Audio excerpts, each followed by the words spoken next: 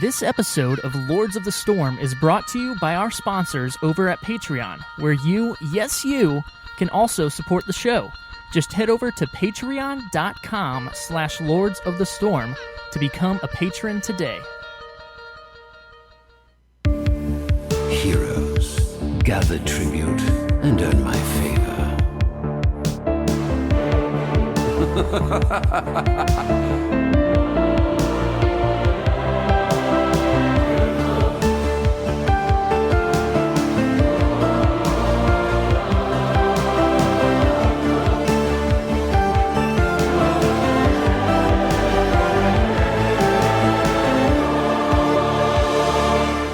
Say, are you ready to begin?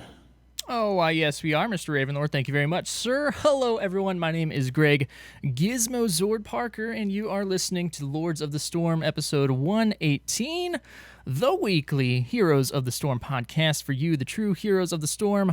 I am joined tonight, of course, by the Zord Lords themselves, Mr. Kevin Multi-Zord Ellis and Ryan TBK Zord Reader. And on this week's episode, summertime is almost here in the Nexus, which means sun's out, guns out, and possibly a little too much junk out? I don't know. Who knows? You decide. Malthael has been announced and enters the PTR, along with some big changes and reworks and more. But first, let's see how the other Zords are doing tonight. TBK, how are you doing, sir? I'm doing very well, actually. I'm ready to go. Got lots of stuff to talk about. There's, of course, again, so much stuff to talk about. Yeah. You say this, and yet at the same time, does any of it matter when compared to Power-Drenched Tychus? I mean, really. Let's spend the whole episode just talking about that, because that skin, everyone's talking about it. We want to talk about it. It's what the people want to hear about. So forget this whole agenda we're going off here. I just want to talk about that. No, you can never have too much junk there. And it's an interesting skin. It's an interesting skin. From when that came out, and we'll talk about it a little bit more here later, if I ever run for president or something, people are going to be pulling tweets from that day from me and being like, do you really want this guy as your president? They'll pull a bunch of audio from the show too, and it's not gonna work out great. Yeah, there's a lot more stuff that they could just pull from there. That's also true. That's also true. I can there's video as well. Yeah, who knows? Multi, how are you doing tonight, though?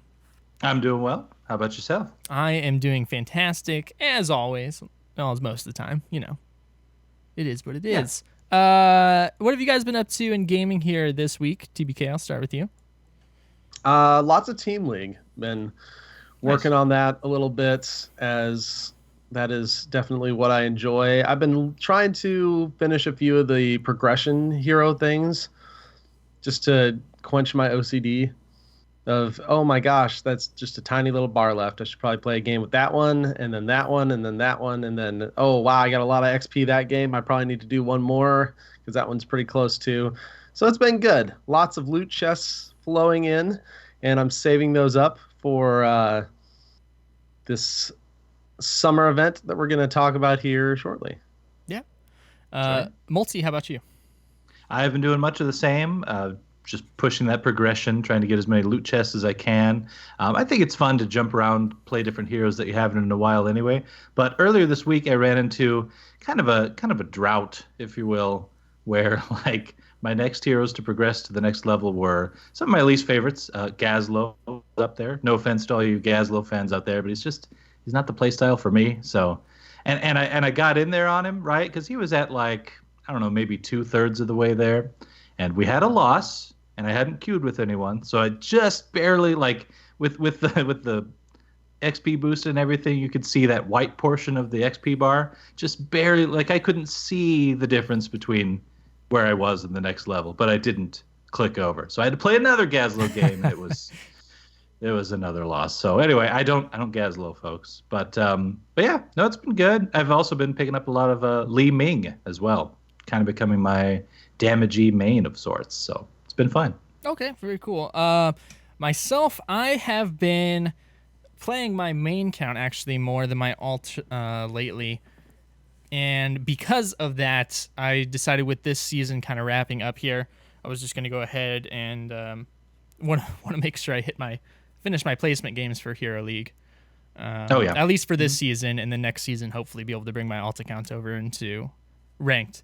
But yeah, so I started last night. I had a pretty good night. Went 4-1 in my first 5 placement games. Today, not so great. So I think I'm 4-4 now. So hopefully tomorrow. Sounds like Hero League. Yep. Yeah. I should have just kept going last night, but I had to go to bed. Actually, I had to convert to Raid Presents. Then I had to go to bed. So still kind of expanding my hero pool a little bit. I'm trying to expand it more than it has been previously, just to have more options when I go into rank, because typically I had like 3 or 4 heroes I was playing. I'm trying to get to where I still have 3 or 4 that are like my mains, but then, as we have talked about several times on the show as tips, trying to have like 2 from each role at least. So it's working out pretty well. I'm getting into a lot of heroes like Multi that I haven't played in a long time and finding I'm really enjoying them. But yeah. Except Gazlo. Yeah, I don't touch that guy. I'm not sure I'll ever go back to him. Who knows? I'm sure probably at some point. But let's go ahead and hop on into the show this week. TPK, what do we got going on for this week's weekly collection? So this week we have Hcc at 150 gems and Lucio at 375 gems. We also have the Citrine Night Owl Medivh, which is like the orangest superhero-y type skin. Yeah, they went away from what I was predicting. Yeah, he looks like a Power Ranger. Mm-hmm. Boss almost. Harlequin Gazebo, the Satyr Betrayer Malfurion, and the Violet Tiger Kharazim, which is the pretty sweet, like, Arabian Nights themed Kharazim. I really like it. Also, the Showtime Championship banner and the Shadow Crimson Hair, which is not, in fact, a hare. It's not a although rabbit. It does have hair. It is a horse. Is that in game? Is it called the Shadow Crimson Hair or Shadow Crimson It most certainly Mare? is. Why? It is, yeah. It's the whole it came out, I think it was the China skin promotion with the Arthas skin. I see it came out a little while ago. Banner on the side. No, it's not a rabbit on the banner. It's a dragon. And that's it's a horse. It is a horse. No doubt there. For sure. Oh, by the way, that Showtime Championship banner, that's one of those Asmodunk mounts. Yeah. So pretty sweet. Mm-hmm. This hair thing is perplexing me. I don't know. Okay. It's okay. It bugs me too. Can we get rabbits. Can we get an official response to that? Is like, I don't ask for official responses very often, but I feel like this is one I could actually get an answer to maybe, and it's very perplexing. Why is it called a hair? Yeah. Instead of a mare a horse? Mare would work. It's a hair druid that just prefers morphing into a horse, I guess. I don't know. Multi. The M key is really close to the H key, and so maybe it was supposed to be mare, and it didn't get picked up on any of the spell checks because it is a word. They just for a different animal. Yeah, for months. We'll just do it. Yeah. Fair enough. Multi rotation this week. What do we got going? Oh, we got some heroes in the rotation. We've got ourselves little Artanis and Arthas action. So a couple frontline bruisers there. We've got Ariel, ETC, Gul'dan, Kael'thas, Lili, Ragnaros, Butcher, Zagara, Chen at 5, Tracer at 10, Medivh at 15, and Zeratul at 20. So a lot of villains in this set. You noticing this trend? We got Rag, KT, Gul'dan, Arthas, Tracer, obviously. Zagara. Yeah, it's super evil. Yeah, exactly. So evil. Yeah, it's a fairly evil lineup. It is. But, I mean, it's a good lineup. So some of these, I imagine, people haven't fully fleshed out their, skills on. You can jump on, like, Gul'dan, for instance. He was one I jumped on for the first time in a while fairly recently and really enjoyed myself. So that's a good point. He's another one I need to hop on and practice. He's never clicked with me, but there have been several heroes that didn't click with me, and then I went back to him and it was fine. So I need to give him. He didn't for me at first either, but there are some maps that he just tears it up on, like Praxis. Mm-hmm. Yeah, he's good stuff. So I'll give him another shot. But let's go ahead and move on into the news.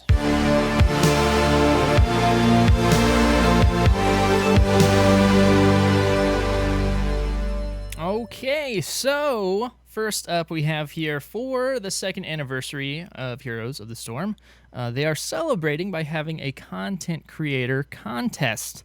And they're going to be doing this every week from June 2nd through the 30th. They're going to have a different contest with a different theme and different prizes up for grabs. At the end of each week, they are going to choose the top 40 entries, and then we as a community will vote on those top 40 for the winners. And then at the very end, they're going to draw an additional winner at random among all the entries to receive an MSI GT73 VR gaming laptop. I could use that, so Yeah. maybe I'll do an entry in here. I don't know. Yeah, who wouldn't? Week 1, which is wrapping up here. So if you listen to this within the next couple days, you might be able to squeeze something out. Is Hometown Heroes? Send us a photo. Not us. Don't send us the photo. Send Blizz Heroes the photo.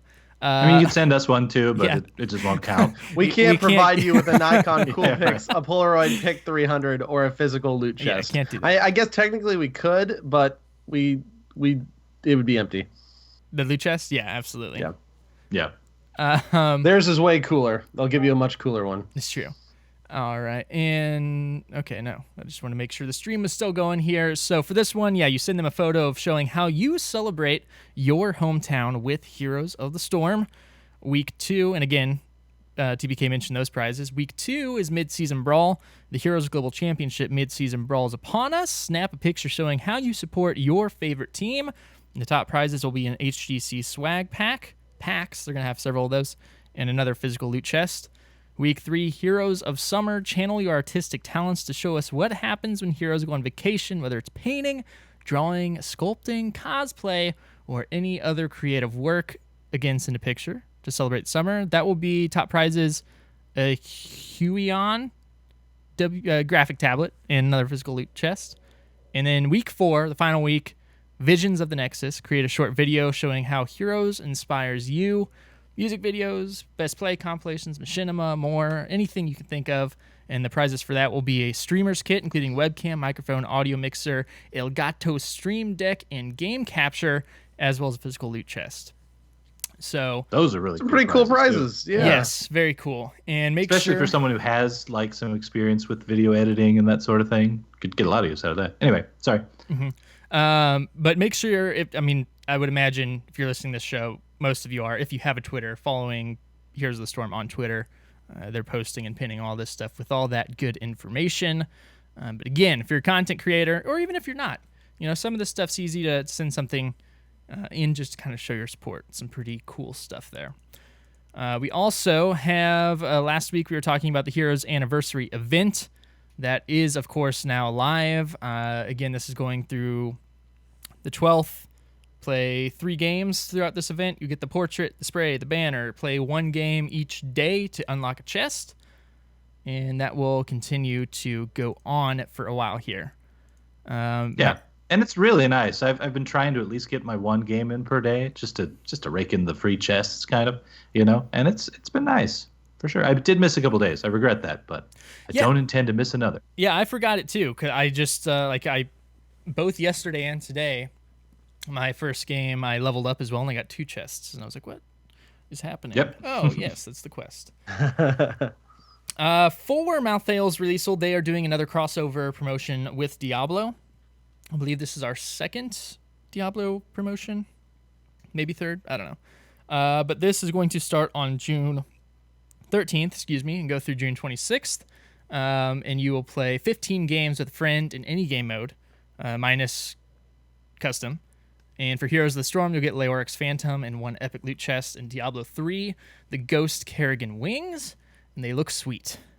They do look sweet, but here's the thing really about the wings. I got to say this, though. It seems like every time we do a cross-promotion in any game with Diablo 3, the Diablo 3 rewards are just wings. Like, we've got Mercies, we've got this now. I think there was just an original, angelic wing set out the gate there for Reaper of Souls. So, I don't know. I actually, when I first saw that this was happening, I started reading it, and saw that we were going to reap rewards. I was like, oh, I bet it's wings. And then it was wings. So it's kind of like, I don't know. People Maybe like it's their just- wings. You I can't think they're fly cool. with them, but they No, look I mean, really cool. okay, yes, they do look cool, and I'm sure you can set up some really cool transmogs to make it look cooler. But I don't know. Like, for me, if I was a Diablo 3 fan only, I don't know. I don't know if it's enough for me, but maybe that's just me. Yeah, I don't know. I mean, I play a ton of Diablo 3 still, and I still like him. But what did Oh, you yeah. assume we were getting for Heroes of the Storm? Amount. Not sure. Yeah, mount makes sense there, and loot chest for sure. I'm not dissatisfied with the heroes rewards, partially because I think we're all just going to naturally do this anyway, just because we play enough. But yeah, I don't know. Right on the heels of the Overwatch one that we just had, it just kind of pales in comparison. Yeah, Me. and I mean, I imagine like they could, because your options are very limited in Diablo. When it comes, like they could do pets potentially, which would be cool. But then, like, what Heroes of the Storm pet? Like, do I want a little? Give me a little Rainer. I don't know. That'd be weird. They could Right. do like transmog sets to look like a hero, but that'd be, I imagine, a lot more work than the wings. So who knows? Sure. And my personal hope is, you know what?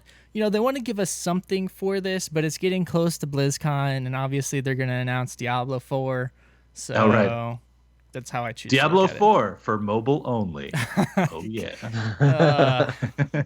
Microtransactions, yes. That's We also, a few weeks ago here, were talking about Varian and Quick Match and the rules messing him up because they moved him to a bruiser, and that would happen. Then you wouldn't have a warrior, he would go tank, and you would lose. Well, they're going to be fixing that with the Malthael patch. He'll now start being match made as a tank, which is mirrored, at least majority of the time, most of the time, unless there's a bug. And so that should even out a little bit here, which is good, because that was real bad and pain in the butt. Oh, the in development video. Oh, We hadn't yeah. had one for a while. We hadn't, and there's a reason for true. that, because this in development video is freaking awesome. The way they presented it is incredible. If you guys haven't checked it out, definitely do so. So props to the video team on this. I think you guys got a winner on how you're presenting this stuff. But of course, they announced Malthael. Like, what was it? Was it the next day, like early in the morning, It was Friday. right after They we announced it spent Friday. 30? Oh, it was Friday. Okay. Yeah, They we announced started it seeing those Friday. candles go out faster than we thought they might, and then Malthael appeared behind them. He did. But so alongside this in development video with Malthael's off skin, he got the skins I have been wanting. Maybe a little too much, apparently, but we got some summer themed skins. And we have Tychus and Tracer skins with Super Soakers. There's two versions of the Tychus skin. There's one where he's wearing some very modest trunks. And then there's another version where he's wearing some not so modest Speedos. And you can just take a look at those. I'm sure you guys have seen them by now. We now know where his cigar went.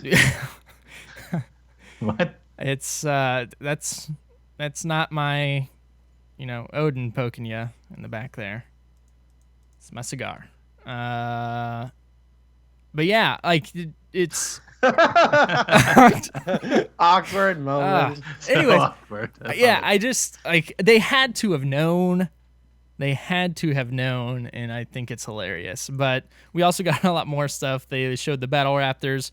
We got surfboard mounts. We got some more portraits and banners, all that stuff. But Sweet most importantly, sprays. yeah, sweet sprays. Most Oh, yeah. importantly, we got some Whimsyshire cloud mounts. Oh I my agree. gosh. I find this very important. These are maybe among the best mounts in the game, for sure. It's the number one mount for multiple Alarak. emotions of Whimsyshire. Yeah, That's right. Cloud mounts. And I need all of them. No question. I know. The It's like I'm playing out. I need the to angry have cloud. the angry cloud on my Alarak now whenever I play. Yep. Or you Agreed. could just now you have mounts to fit your mood. Are you in a good mood? Happy Whimsyshire Cloud. Are you in a really angry mood? Angry Whimsyshire Cloud. I And like Yeah, it. it's like I don't remember the other one, but there's definitely multiple ones, and it's amazing. I'll just use is. those whenever I go into team league, so it's like people know, like, okay, he's he's been having a good run. He's got his happy cloud going. He's about 50% right now. He's got the okay cloud mount. Okay, this dude's using the real piss cloud, so obviously he's on a losing streak. Let's turn it around for him. I feel like between this and the sprays now, you can actually communicate a lot just by you got your emotions. You could set out a picture that kind of associates with it. Like we're having a full conversation here visually in the game. I like it. So a brief history lesson on the Whimsyshire, just in general. This is from Diablo 3. And it actually all originates to the fact that when some of the first initial Diablo 3 videos came out, they got a lot of criticism for it just appearing too cartoony. And so they actually came up with Whimsyshire as just kind of a slap in the face of that. Like, oh, you think we're too cartoony? Here's a cartoony game right here. And it's like an alternate. It's essentially the cow level within Diablo 3. Or was at one point. There is a cow level now. Yeah, right. Well, it was the original D3 cow level. Yeah. Sort of. In that it was a hidden side event that you had to... Full of unicorns and teddy bears. Which exploded in explosions of blood. But yeah. So anyway, it's just super sweet. It's a silly place. It's a happy place. Kind of like Camelot. What? Yeah. Except if Camelot was drawn by a 2-year-old. Yeah. Okay, fair enough. No, really, guys, no Monty Python? No Monty Python reference? Really? Okay. I'm with you now. I'm with you. Okay. We had some Monty Python references while we were playing PUBG this last week. It's gonna bite your legs off after our 1v1 duel. Didn't go so well. So the summer event here with these skins and stuff, there hasn't been a ton of information put out there, but thanks to all the smart people on Reddit, they've pulled together and come up with some pretty solid stuff. As we kind of thought from the announcement of Heroes 2.0 and Loot Chest, it's looking like this is going to be, since it is an event, having its own unique individual loot boxes that you'll earn throughout the event that will come in common, rare, epic, and legendary. The event is estimated here to start on June 27th. Looks like we got a pretty good idea. And then as far as a special brawl, we might get one of those. There's a background for it. Yeah, like, it's Stitches like a with pool his bucket. background. Yeah, and all this is data mined, so it could be completely off in certain respects, or not completely there. Yeah, as far as the loot chest, what they data mined, it could be created. Somebody could do that, but it looks pretty legit here on what those chests will look like. So let's talk about that real fast, because. And we've had some pretty extensive discussion within our own little group chat between the three of us. Right. So right now, from as far as we can tell, we've not had any specific themed loot boxes before. This is going to be a brand new thing. So the only real thing we have to look towards is Overwatch. How does Overwatch do their stuff? Well, they have these mini events, and then they bring out themed loot boxes that you can buy or that you get during the event, right? While the event's going on. And then, Kevin, you can correct me if I'm wrong, but after the event is over, any skins and such from the event are locked. Yep, totally locked up there. And so, since this is the only thing we have to go on, we're kind of speculating here because we don't know exactly how Heroes is going to run it. My thoughts on this are, seeing as that we have themed loot boxes, we're going to have probably some sort of special thing. So you'll probably log in, you'll get a special quest where you can get, some amount of free summer themed loot boxes. You may get one for free when you first log on or something too. Yeah. The summer themed loot boxes will probably drop anywhere between 1 and 4 things from the actual summer content pack drop, which seems to be fairly extensive. Yeah. It's possible they might change all loot boxes that drop during this event into summer ones. So any loot boxes you get might become summer ones. And that's how Overwatch is. So that's how. Yeah, and that's exactly that's how Overwatch is. So we don't know that for sure, but I mean that seems like a fairly reasonable assumption. And of course, I'm sure you'll be able to buy them with gems separately, as well as just buy regular loot boxes still as well. So my hope and my guess is that the summer loot boxes will give you the more guarantee to get the summer items, but I hope that all the summer items will also be accessible from regular loot boxes, just not necessarily guaranteed. It would be nice, but go ahead. All the summer items should technically be craftable, and it has been confirmed through data mining at least that there will be some bundles. Mm-hmm. So you will be able to buy some of the stuff you want with gems to guarantee you get it. And the crafting can guarantee that too. The big question is, will heroes follow the Overwatch suit of, okay, this is now a yearly event, and here's the limited time frame, and after that time frame, the summer loot boxes are gone, and all the skins and stuff that was in the summer loot box is gone. You can't do anything with it until we open it back up. Or is Heroes just going to treat this as an event with some special loot boxes, and then at the end of the event, all that summer content will get dumped into the normal loot system. The summer loot boxes go away, and then you can craft it whenever. Mm-hmm.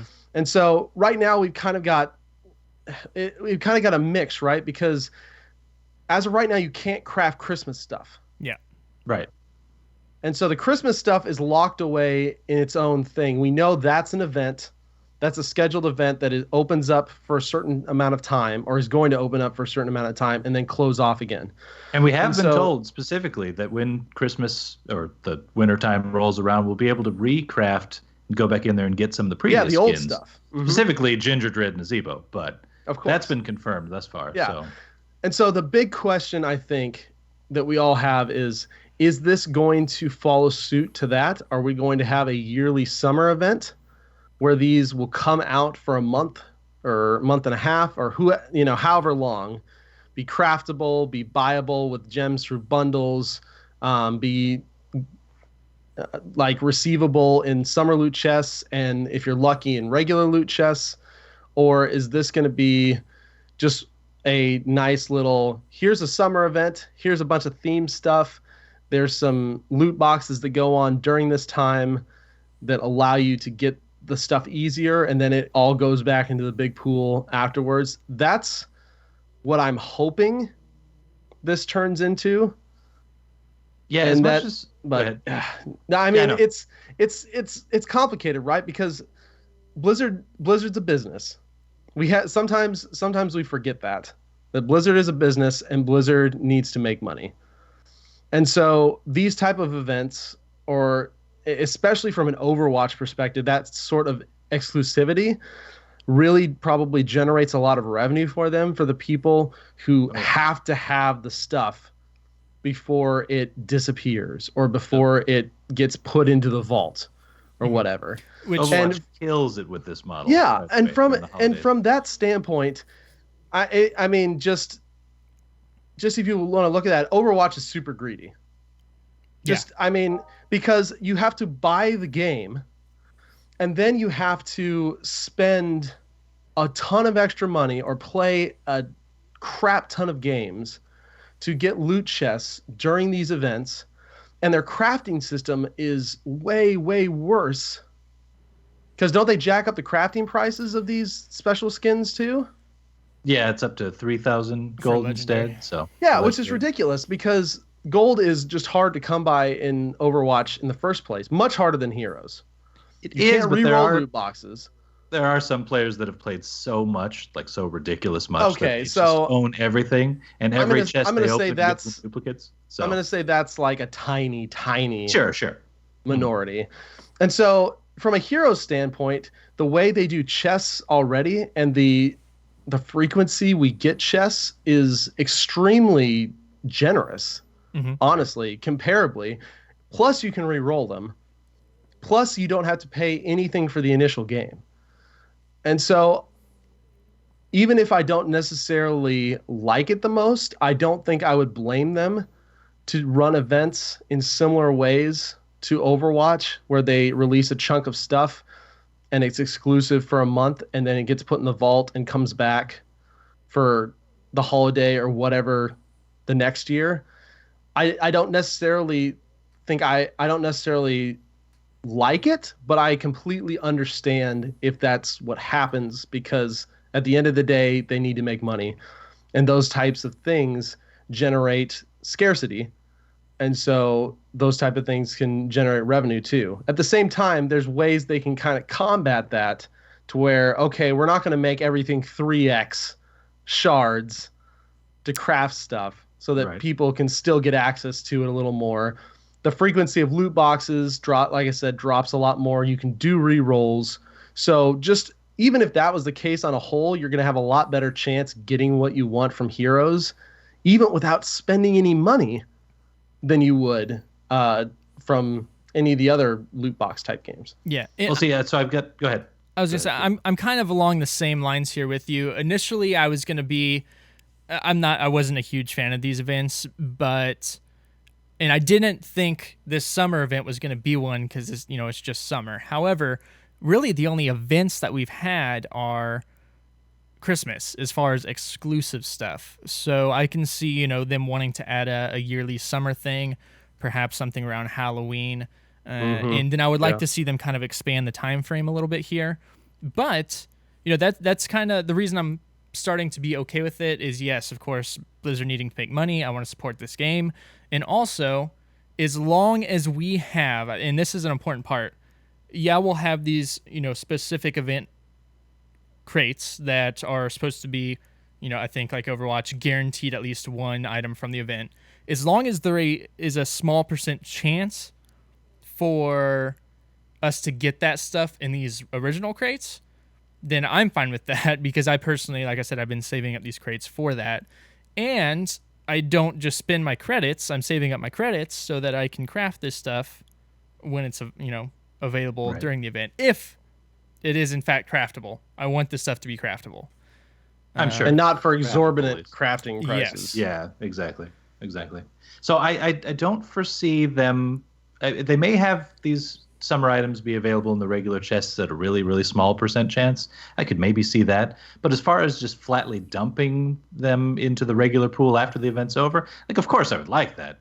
But from a business standpoint, I don't think it makes a lot of sense, because, I would take my 50 chests that I have waiting right now and just sit on it through the whole event, wait until the very end for it to roll over, and then I dump them all and try to see what I got. So, and then, what if I don't get what I was looking for in there? The event's over. I can't go back and craft it necessarily.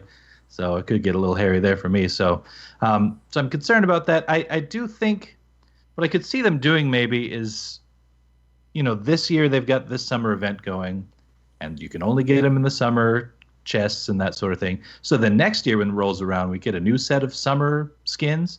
Perhaps those would only be available in the summer chests at that time, but the previous year's summer material could be in just the regular loot chests then. That's a potential. Yeah, maybe. Another problem, though, is that when this event actually starts, I do hope there's a special way to unlock these other than just our regular leveling heroes to new levels system. Because if that's the case, frankly, the correct move at this point would be for me to have gone back with my Gazlo and left him at that tiny little bit of EXP before rolling over so that I could get a summer loot chest instead. So until I know better otherwise, I may start doing that. If I get really close on EXP on someone, I'm leaving him there. This is really going to set a precedent, right, for future events. And it just the way this is being released in the in-dev video, because the in-dev video wasn't all summer stuff.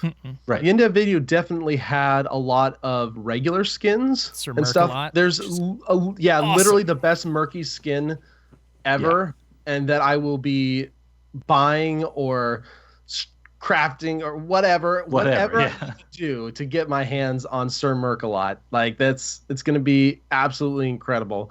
But there are several skins the in-dev video showed, and there's some mounts the in-dev video showed that aren't necessarily summer themed, which I feel like lends more towards the summer event and then gone type scenario. And then they're also going to be dumping some new stuff into the regular pool as well. I can see that. What is true for sure about the in-dev video, though, is that they kind of dropped the ball on the marketing of this, because Overwatch, when they've got a new event coming out, it's a huge deal. Like, it makes top page of Kotaku. You get the all over the place. Everyone's talking about it. There's a lot of new stuff coming out at the same time as a cool little side event type deal and that sort of thing. So it's really just hype. But for them to kind of like show us the skins in the development video, but then, I mean, we don't have a lot of these details naturally about the summer event. So whenever that big announcement comes out, it just seems like it's going to be like, oh, and hey, here's this really cool new thing that you can get the skins that we've already shown you. Like, I don't know. I just feel like it's a marketing flub there. Well, it's part of that is Overwatch at this point is a much bigger game. So anytime anything's announced on that, a lot of the big, gaming markets are going to pick it up to advertise. But you see what I mean? Like, if they had announced the event at the same time as like all these skins, then that would be the talking point, not just, oh, here are the skins. And by the way, there might be a summer event. Yeah. Right now, like we have no idea what the actual details are, but yet we have, like you said, a lot of the skins and items for it. So no, I agree. I think maybe in the future, if they kind of align the announcement of the content with the event details, it wouldn't hurt either. Mm-hmm. Yeah, that's all. I do hope, the last thing I want to say on this, I really like how they're doing this anniversary with the one loot crate per game per day, along with some bigger quests, and I hope that that's kind of the direction they go, where you can earn one summer loot chest per day just for playing a game, because that, it's a lot more chests for the people that play the game, and B, it's nice to, when people are trying out the game, to get them in for more than one day, to where they're just coming in and grinding it out. For instance, if they come in on the weekends, a lot of times you never know what you're going to get in Heroes of the Storm on the weekends, as far as quick match and ranked play. So it's nice to, be like, okay, yeah, now try this like during the week and stuff, and get a better idea of what, if you may like it or not. So we'll keep an eye on that, and kind of what details we should be getting details in the next week or two. Yeah. And finally here, the patch notes. Malthael again was announced, and he is now in the PTR, which was opened up 2 days ago on the 5th. And they did also here for the anniversary, they did another really cool stream, kind of to show off some Malthael play, to have a lot of the community members on, play some games with content creators, developer interviews. And I just want to say, first and foremost, huge thumbs up to the Blizzard team for doing those. I think those are awesome. It's really cool. They're awesome, but I'm super sad that I can never watch them because they're during the day. It's always during work. Yeah, always during work. I only got to catch like an hour of it, and it was 4 hours long. Yeah, I was able to watch some of it the evening of, kind of skip through to the different interviews and stuff, but they're really neat. And it was some great interviews. There really was. On the hero design, on like some of the past stuff, animation. There's a lot of good stuff. Esports. Yeah. Okay. Highly recommend the VODs. Yeah, I'll go back for sure. Catch a lot of that. So. All right. So first up in this patch, obviously Malthael. I have not had a chance to get in and try him out. I haven't purchased them yet. TBK, I know you picked him up. Just as an FYI for all the listeners too, if you ever want to try something in the PTR, there is a repeatable gem quest that you will always have. If you play 3 games, it's like 850 gems or something like that, which is enough to purchase a character. Does not transfer over to... No, it does not transfer Whereas over. All the PTR gems are, it's strictly PTRs. That's kind of how it works at this point. There's no way to actually purchase gems on the PTR, so there's no more cross buying a character in the PTR first and then getting them over on the other side. But that's why they introduced this gem quest, so that you could still grab the new stuff. Which is so does incentivize PTR play, which is actually kind of cool. Yeah. That's been a complaint of ours for some time. So exactly. So get in there and just play 3 AI games. That's all you got to do. Yeah. And you can get your gems. And it's cool, but kind of surprising on their part, because, originally you had to actually purchase the hero, which from a player perspective, obviously you want to be able to try something out against other players, not just in the try mode before you purchase something.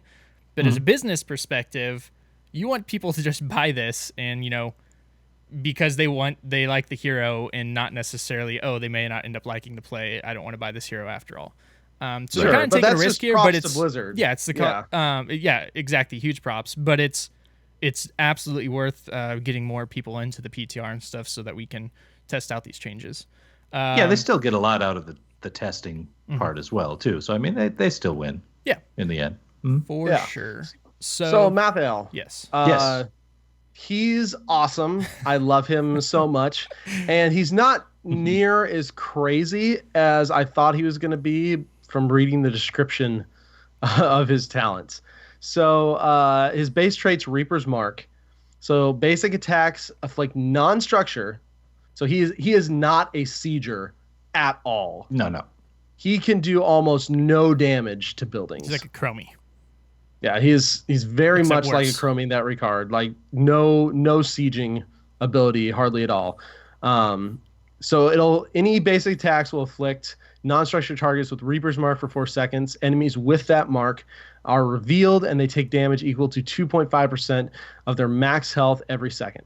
So 10% health if the full duration ticks.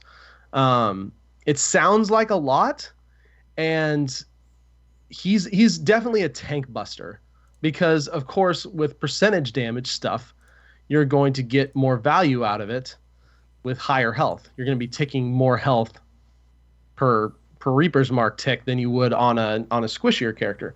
So it's very powerful against high health heroes, but it is, I mean, every 2.5% every second is not super massive, because you just got to think, if you just sat there and the Reaper's Mark killed somebody, 2.5 every second, 4 seconds will get you 10% done. It would take 40 seconds of the Reaper's Mark to kill somebody fully of ticks. Of course, you're doing auto attack damage. Ticks, yeah. Of course, you're doing auto attack damage in there too. But his autos are really slow, by the way, as well. They which are. I kind of like the feel of, frankly, but just something to note. Yeah, and it probably in some way because of this. Oh, of course. Yeah. So you're kind of like a melee Lunara, almost. That's a good way of thinking of it, honestly. You're really wanting to, like, this Reaper's Mark is the core to his kit. Like everything is based off of it, and so you want to try and spread that around as much as possible. So basic ability Soul Rip. Extract the souls of nearby enemies afflicted with Reaper's Mark, dealing damage and healing Malthael for a portion of the damage dealt to each target hit. Heroic targets heal Malthael for an additional 3% of the hero's max health. And so this is basically, all right, Malthael's a solo laner, or can be a solo laner. He's got really good sustain, and he's got decent wave clear. Because none of his stuff is super mana expensive. Like, I don't know about you, Multi. I never really had mana issues. No. With him. And it's only on like a 2-second cooldown. So, and I'll talk about this in a second. Wraith Strike is his W. You instantly teleport through an enemy, so behind him. Afflicted by Reaper's Mark. So any enemy afflicted by Reaper's Mark in this target radius, you can teleport to them and deal damage, and you refresh the Reaper's Mark when you do it. And what's cool about that one too, just to throw in, it's just a circle targetable. So yeah, you just target them. Target teleport as long as they have a Reaper's Mark. And then finally, his big one, Death Shroud. After 0.25 seconds, you unleash a wave of dark mist that applies Reaper's Mark to the enemy's hit. And so this is where his big wave clear potential comes in. Basically, the wave comes up, you throw your E out, you can basically hit the entire wave with E, and then you can spam that Soul Rip on him and it twice and chunk the wave pretty good. And it makes his wave clear pretty decent. Yeah. Plus you get the healing that comes with it. It's not a ton of healing unless heroes are involved. I don't, at least that's how it felt for me. Like even from a full group of minions, it's not a ton of healing, but it's enough to kind of keep you going a little bit. Mm-hmm. Heroic abilities, Tormented Strike. You gain 20 armor and unleash a Torrent of Souls, and this is a big AoE around you. And you continually apply Reaper's Mark to enemies for 4 seconds. Kind of reminds me of Kerrigan's, honestly. Yeah, Maelstrom. Except much bigger. Yeah, a little bit. Yeah, a Yes, little bigger. it's definitely bigger. You can also move while you're doing this. You can use abilities while you're doing this. It's just kind of like it's like Arthas's Frost presence. Yeah, if you will. It's just you turn it on and it's just there for 4 seconds, doing crazy soul things. And all giving you around armor. him. So Yes, and giving you armor, which is good too. And then last rites. This is pretty cool. You apply a death sentence to an enemy hero that after 2 seconds deals damage equal to 50% of their missing health. So you actually have to get them down fairly low for this to actually be an execute. And correct me if I'm wrong, sorts. the math on that would be 33.3 repeating, of course, percent, right? Yeah, somewhere around there. And And it. Oh, go ahead. the combo I keep seeing pulled up is like Cursed Bullet, and this being Oh, yeah. pretty Yeah, good. because you curse That's bullet solid. somebody. That's not a whole lot of extra damage left that you need to do to get them down to that 30-ish some percent mark Right. to actually get the kill off. And you have 2 seconds, so there is some counterplay around this. I actually asked about this. You cannot cleanse this. This is a heroic. You cannot cleanse it. Kind of appears over their head, too. It's not really like they're afflicted with something, so that checks out. It's very scary. You get a Grim Reaper above your head, pretty much, like a shadowy Malthael. But yeah, so you have 2 seconds. So the only way you can really mitigate this is through shields or just healing. Which is That's kind of really- cool. So there's some counterplay. There's some counterplay to it, which is great. The cool thing is this is the first heroic quest. So it's repeatable. Enemies killed while under the effect of last rites permanently reduce its cooldown by 5 seconds down to a minimum of 15 seconds. Yeah. And at first you might think, oh, holy crap, that is insane, because it starts at 75 seconds. Mm. And so I think it works out to 12 times. Yeah. I believe if I am remembering right, will get you down to 15 seconds. You're not going to normally probably be hitting this. The in final your one, games. yeah. Yeah. Because 75 seconds is a long time, first off. And second, you have to kill the person with it. And that definitely does not always happen. And so if you miss one, then that's that full big cooldown. And of course, it'll get easier and easier as you get it closer to like the 30-second mark, or, like turning it into like a curse bullet or whatever. But it's don't expect to complete the quest every game, because it's not as just using it in game. It's not as crazy as it sounds. So I have a quick question for you guys. What's the Soul Rip cooldown? What's that like? Is it short? 2 long? seconds. 2 seconds. Okay. Yeah.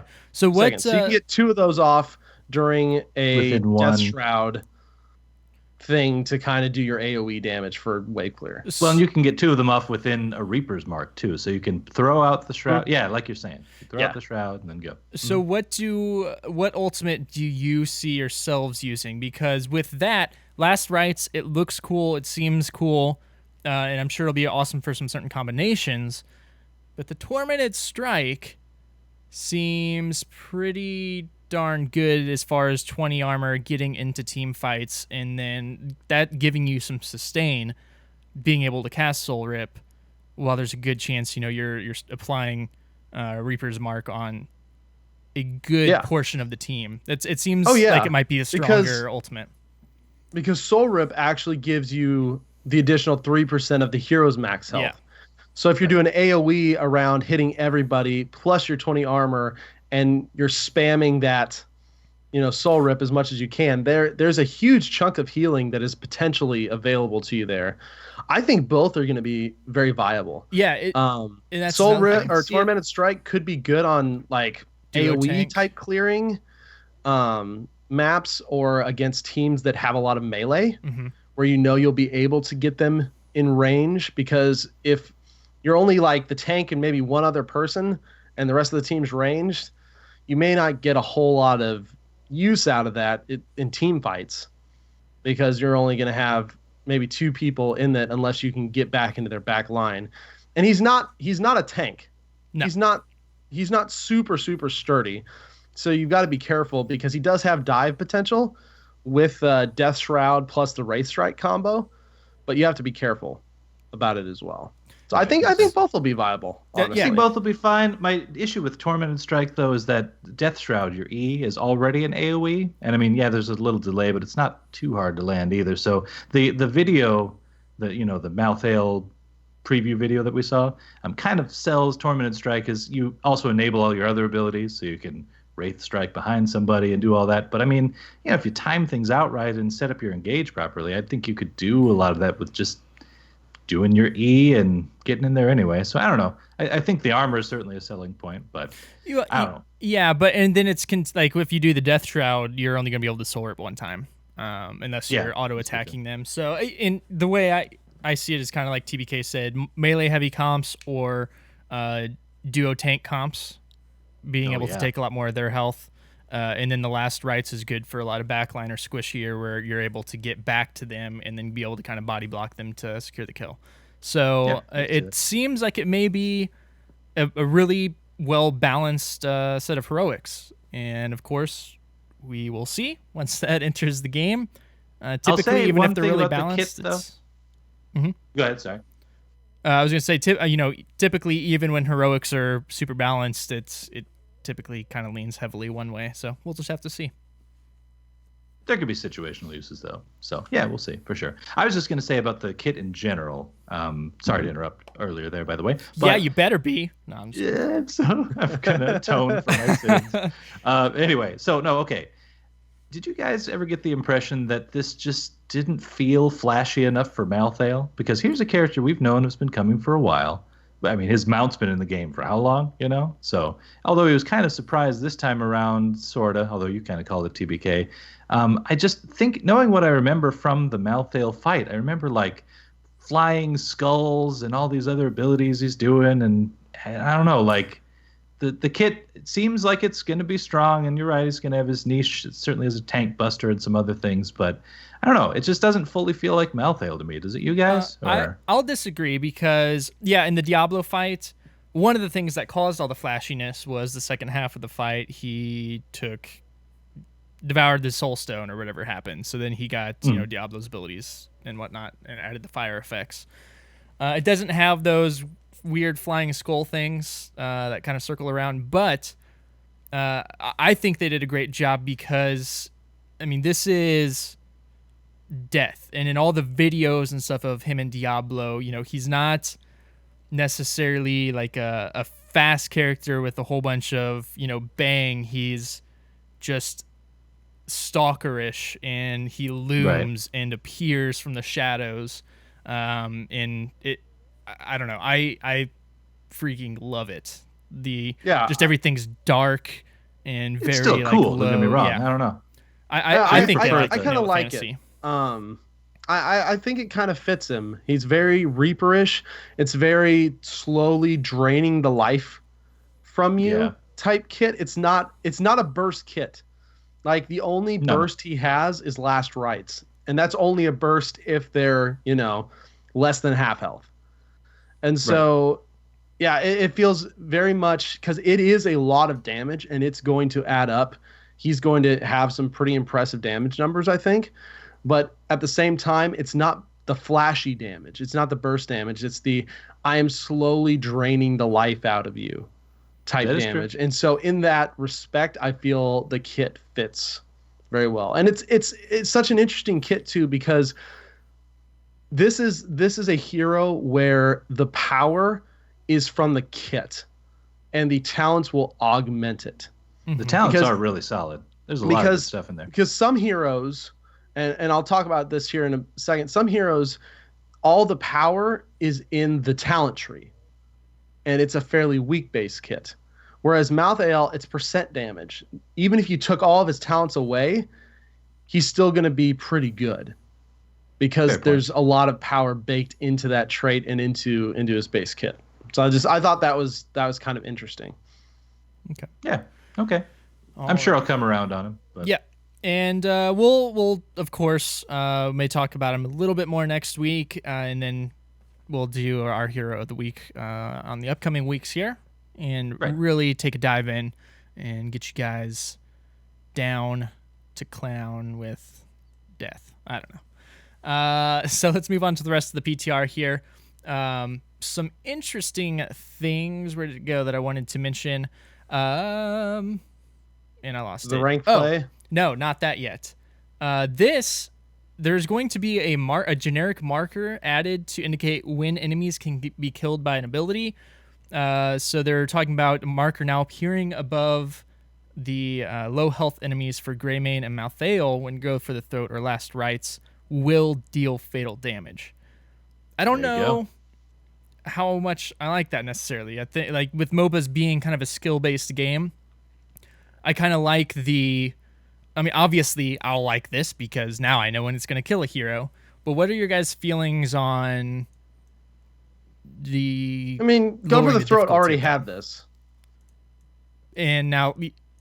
I thought so. They're only adding it to Malthael. Malthael. Yeah, go for the throat already had this. Did it always have it, or is that something they added in at one point? It's been in a long time. I'm pretty sure it's been in since he was released. But it gives that Gilnean mark above the hero's head when go for the throat will actually land the killing blow. Okay. So I don't know. Just if you talk about the precedent that was set, they released Greymane with it. It makes sense in execution style. They release Malthael with it. If I remember back, and it's been a long time since I played League, but remember Draven? Was it? I'm thinking of Cho'Gath as a great example. Or the axe. It's the axe guy who does the axe execute. I don't remember his name, but I think like a blood or something would appear over a champion's head when he could execute him. I could be wrong. I played a ton of Cho'Gath back in the day, and he was kind of my main actually for almost a year. A bad person for that. Oh, no, it was great. It was great. I did every build, man. Auto attack, AP, who cares? Tank, it doesn't even matter. So the point is, all right.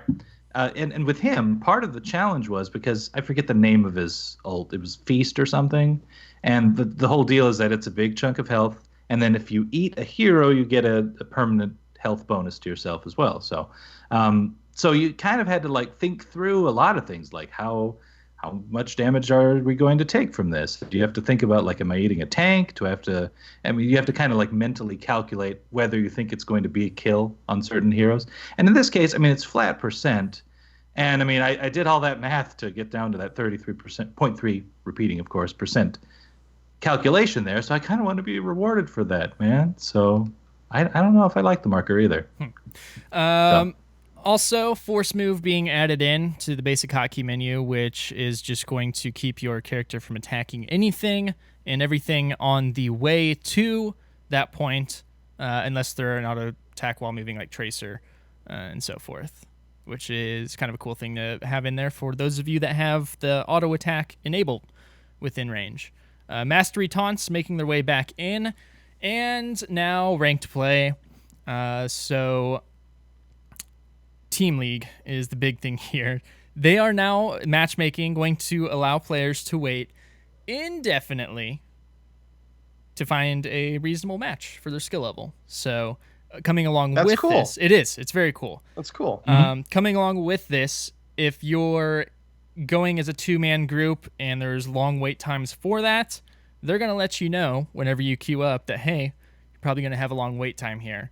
To give you the option to unqueue, find some more players, or go play a different mode, which is also awesome.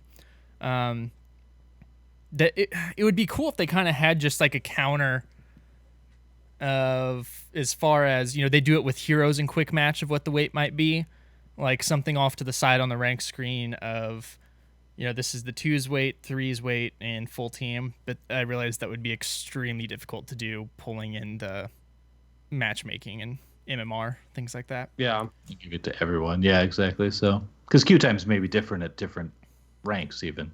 So, yeah. And then they also, in general, lessened personal rank adjustments in both Hero and Team League to allow players' ranks to move more quickly during win or loss streaks. So this is a good thing to help whenever you go on those win streaks, as we were talking about, to kind of move up or down the ladder, unfortunately. So, Interesting. Yeah. And Battlegrounds, guys. Been a lot of discussion on these here recently, and We did it, guys. we did it, fam. The map rotation updates here. For quick match, AI, and unranked modes, we will have all 13 Battlegrounds available, which makes sense, Yes. as we were talking about. And the map rotation will only be for ranked play. Those are good. Which makes sense. It does. I like it. Because I know a lot of people, including myself, and I never thought I would say this. I miss Dragonshire. I do. Yeah. And I don't know I miss why. Dragonshire. You I miss liked Towers of Doom. You liked Dragonshire. I like Dragonshire the whole time. Yeah, it's one of my I'm favorite still maps. surprised. I'm still surprised, actually, that this next rank rotation is keeping Hanamura in. Yeah. That, Honestly, Well, it'll be interesting. I mean, I do want to see games with it more and like learn the map some more. So, it's and again, in ranked, it's kind of assumed that you've learned the game a bit better and can kind of hang. So, yeah, I like it. I'm kind of falling back on Hanamura. I did really enjoy it and stuff as it came out. I enjoyed the difficulty of it, but the more I play it now, it's kind of dropping down the ladder on my favorite it's maps. right. It's only slightly above Garden of Terror for me now.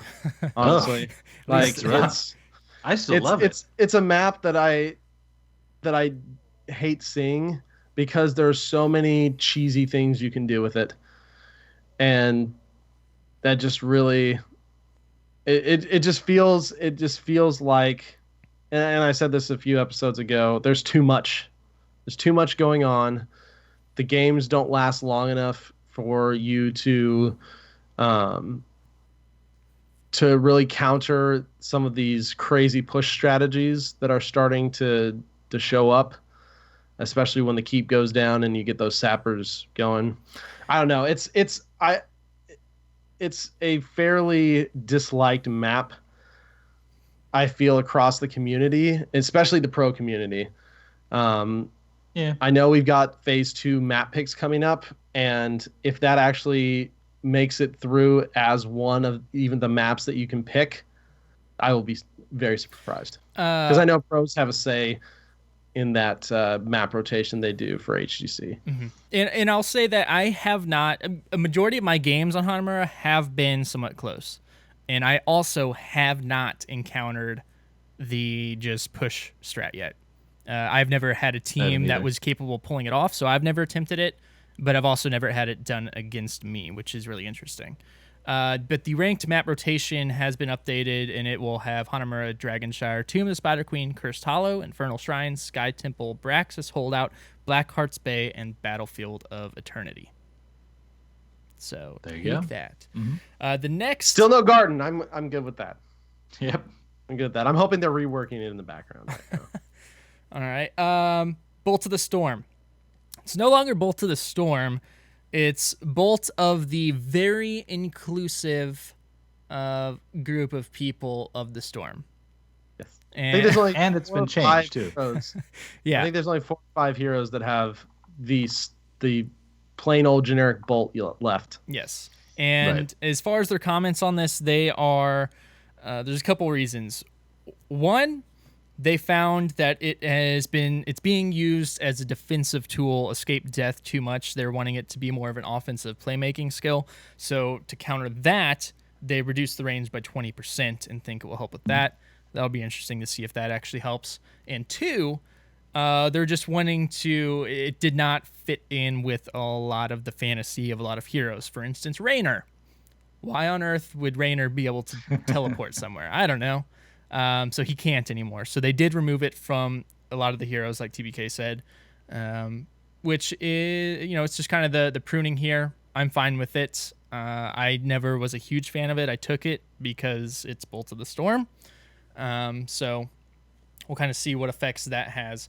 But they are also going through and we'll talk about Malfurion. Oh my gosh, this is going to be another one. We have a new hero that anytime I'm trying to talk about Malfurion, yeah, Malf, and Malf. Malth and Malf. I actually thought of that earlier. It's gonna be rough. This is so Malfurion, they're kind of doing what they've done with things like Bribe and giving it some specific hero flavor, which is cool.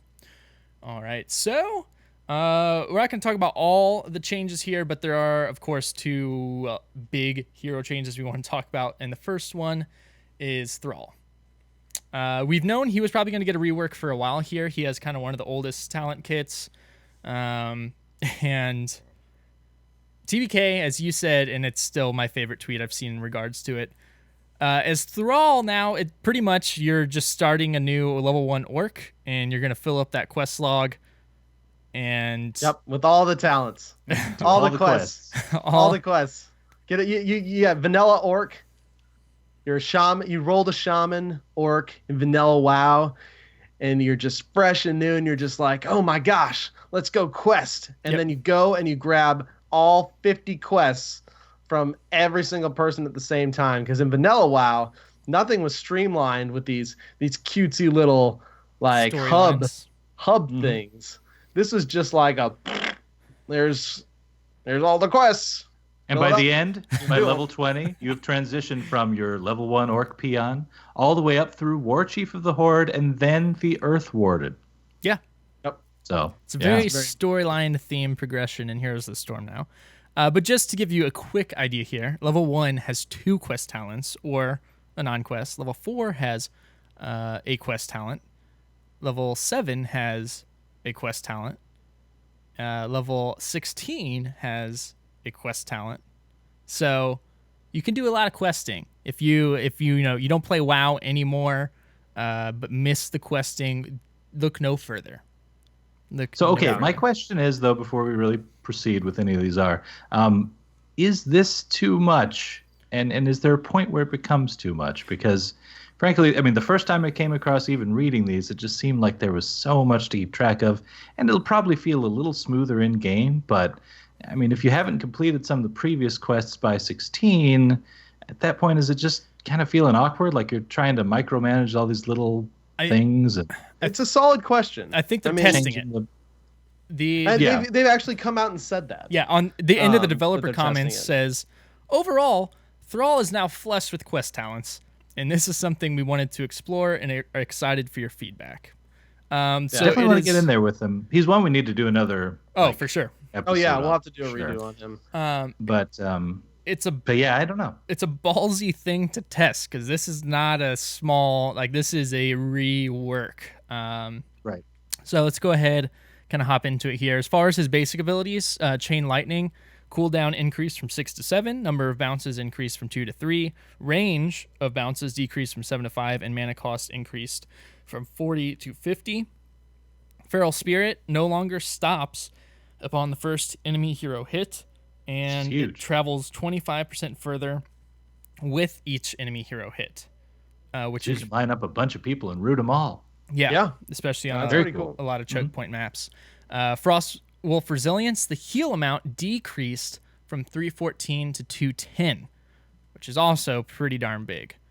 And then hopping into level 1 here, they removed all of his talents except for Rolling Thunder, but they added functionality increasing Chain Lightning's maximum bounces by 1. His new quests, Echo of the Elements, kill 10 minions or heroes within 1.5 seconds of them being hit by Chain Lightning, will decrease the mana cost of Chain Lightning by 20, and then killing 20 heroes or minions will gain an additional charge of Chain Lightning. His Crash Lightning quest talent, hit at least 2 enemy heroes with a single cast of Chain Lightning, will increase bounce damage by 10 up to a maximum of 400. And then also hit at least 2 enemy heroes 20 times with a single cast of Chain Lightning. Bounces of Chain Lightning will now prioritize enemy heroes, which is also cool. Really pretty strong. Yeah, exactly. Yeah. So This whole thing is super interesting and this is the one I wanted to talk about when I said a lot of Malthael's power, is built into his kit. Well, Thrall is now an example of a hero where most of their power is in their talent tree. Mm-hmm. Because if you look, his just base stuff nerfed for the most part.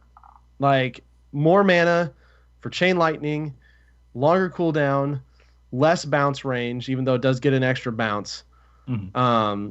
Huge heal nerf to his Frostwolf resilience. And so, but then with a lot of these talents especially, you can really beef him up into a pretty crazy hero by the end of the game if you complete some of this stuff. Yeah. Yeah. And a lot of that stuff is offset too by just the Frost Wolf change too, the W. Uh-huh. The Feral Spirit, I should say, where you can just root more than one person. Yeah, like I could extra see roots. a lot of interesting play there. So, all right. Level 4, everything removed except for Mana Tide, but they added functionality when Mana Tide procs. It now also reduces ability cooldowns by 0.5 seconds, and they also increased the mana gain from 15 to 20. But they added more quest talents for your W, or not more quest talents, but another quest talent. They have Frostwolf Pack. Hit 7 heroes with Feral Spirit. Progress is reset upon dying, or if Feral Spirit doesn't hit at least one enemy hero. And the reward is it decreases the cooldown from 12 to 6 seconds and decreases the mana cost from 60 to 30. And is that... So is this one that's going to reset even after you get it at 7? So from what I was able to tell, and I could potentially be wrong, and I don't know if it was bugged or wasn't working right, at least when I played with it, as soon as I hit 7 and then I died, it stayed at 7. Okay. But the wording's very confusing. Mm-hmm. But at least when I was doing it, I know for sure in try mode, that's what happened. Yeah, and there is Gotcha. another talent to where it says even like if you complete it, if you die, then it does reset later on here. Yeah, so you normally they say it'll reset. It says it'll reset upon dying if it doesn't hit at least. Oh, reset upon dying, or if Feral Spirit doesn't hit at least one enemy hero. So basically, you have to have. It's like Snipe Master. yeah, you almost. have to Okay. land them. You Okay. have to land the Feral Spirits every single time. I think the only issue is after you hit the max, does it disappear or not? Yeah. From what I witnessed in try mode, but it could just be weird try mode wonkiness with the quest talent completion button. It didn't reset after I had hit 7 when I died. So Okay. we'll have to play around with that. But regardless, you have to hit 7 in a row right to actually without even missing get one, it in the first place. Yeah, without missing one. Yeah. And which is cool. And if you've noticed here, they're kind of going, oh, level 1's Q, level 4 is going to be W. And then his other one here, which is kind of cool, Feral Resilience. Each enemy hero hit by Feral Spirit grants 2 charges of block, granting 50 physical armor. And this is cool because it lasts until consumed or Feral Spirit is cast again. So it's not on a timer or anything, which is cool. And now that you can hit more heroes with Feral Spirits, now we're talking. I wonder if you can get more than 2 charges. I would assume each enemy hero Yeah. hit by Feral Spirit grants. That's a good point. So if you against hit- a heavy front line, you could line up a few and get a few off and really get some armor. Yeah, and then that's kind of incentive to not cast Feral Spirit again, until team fight or initiation. So Yeah. interesting, decision making there for players. Level 7, Maelstrom Weapon is a quest talent. Attack enemy heroes while Wind Fury's movement speed bonus is active.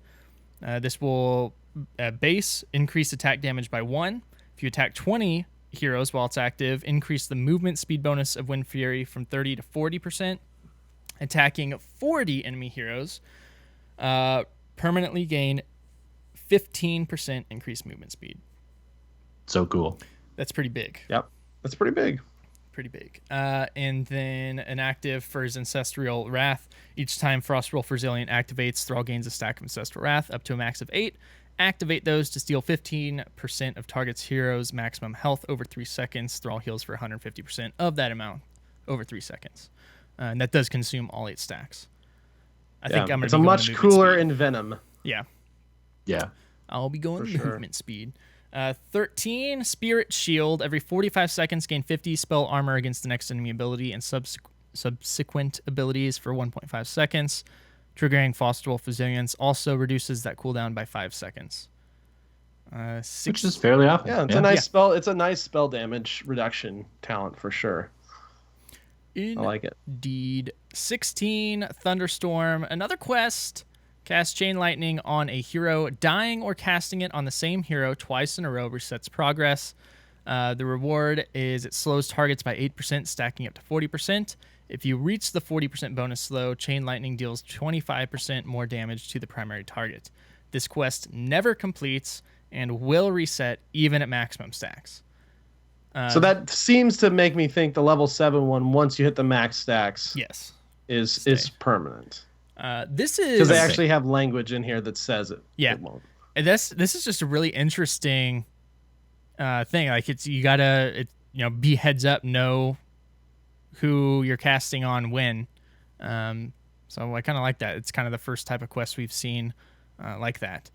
And then Alpha Wolf, increased root duration from 1 to 1.5 seconds for 3 seconds after being hit by Feral Spirit. Thrall's basic attacks deal 3% of the target's maximum health. So his kind of version of Giant Killer there. Yeah. Now, it is cool. I will agree. It's interesting that we have to think about which target we're casting on and that sort of thing. But it's changing the way you play. And maybe the correct move in that particular team fight was to just go ahead and reset the quest. So that's a little awkward. And again, we're playing that into, based on all these quests we've talked about up to this point, you're keeping track of that and all the previous ones if you took them all. So yeah, you can technically I don't know. have up to 4 quests active on Thrall right now, which is pretty nuts.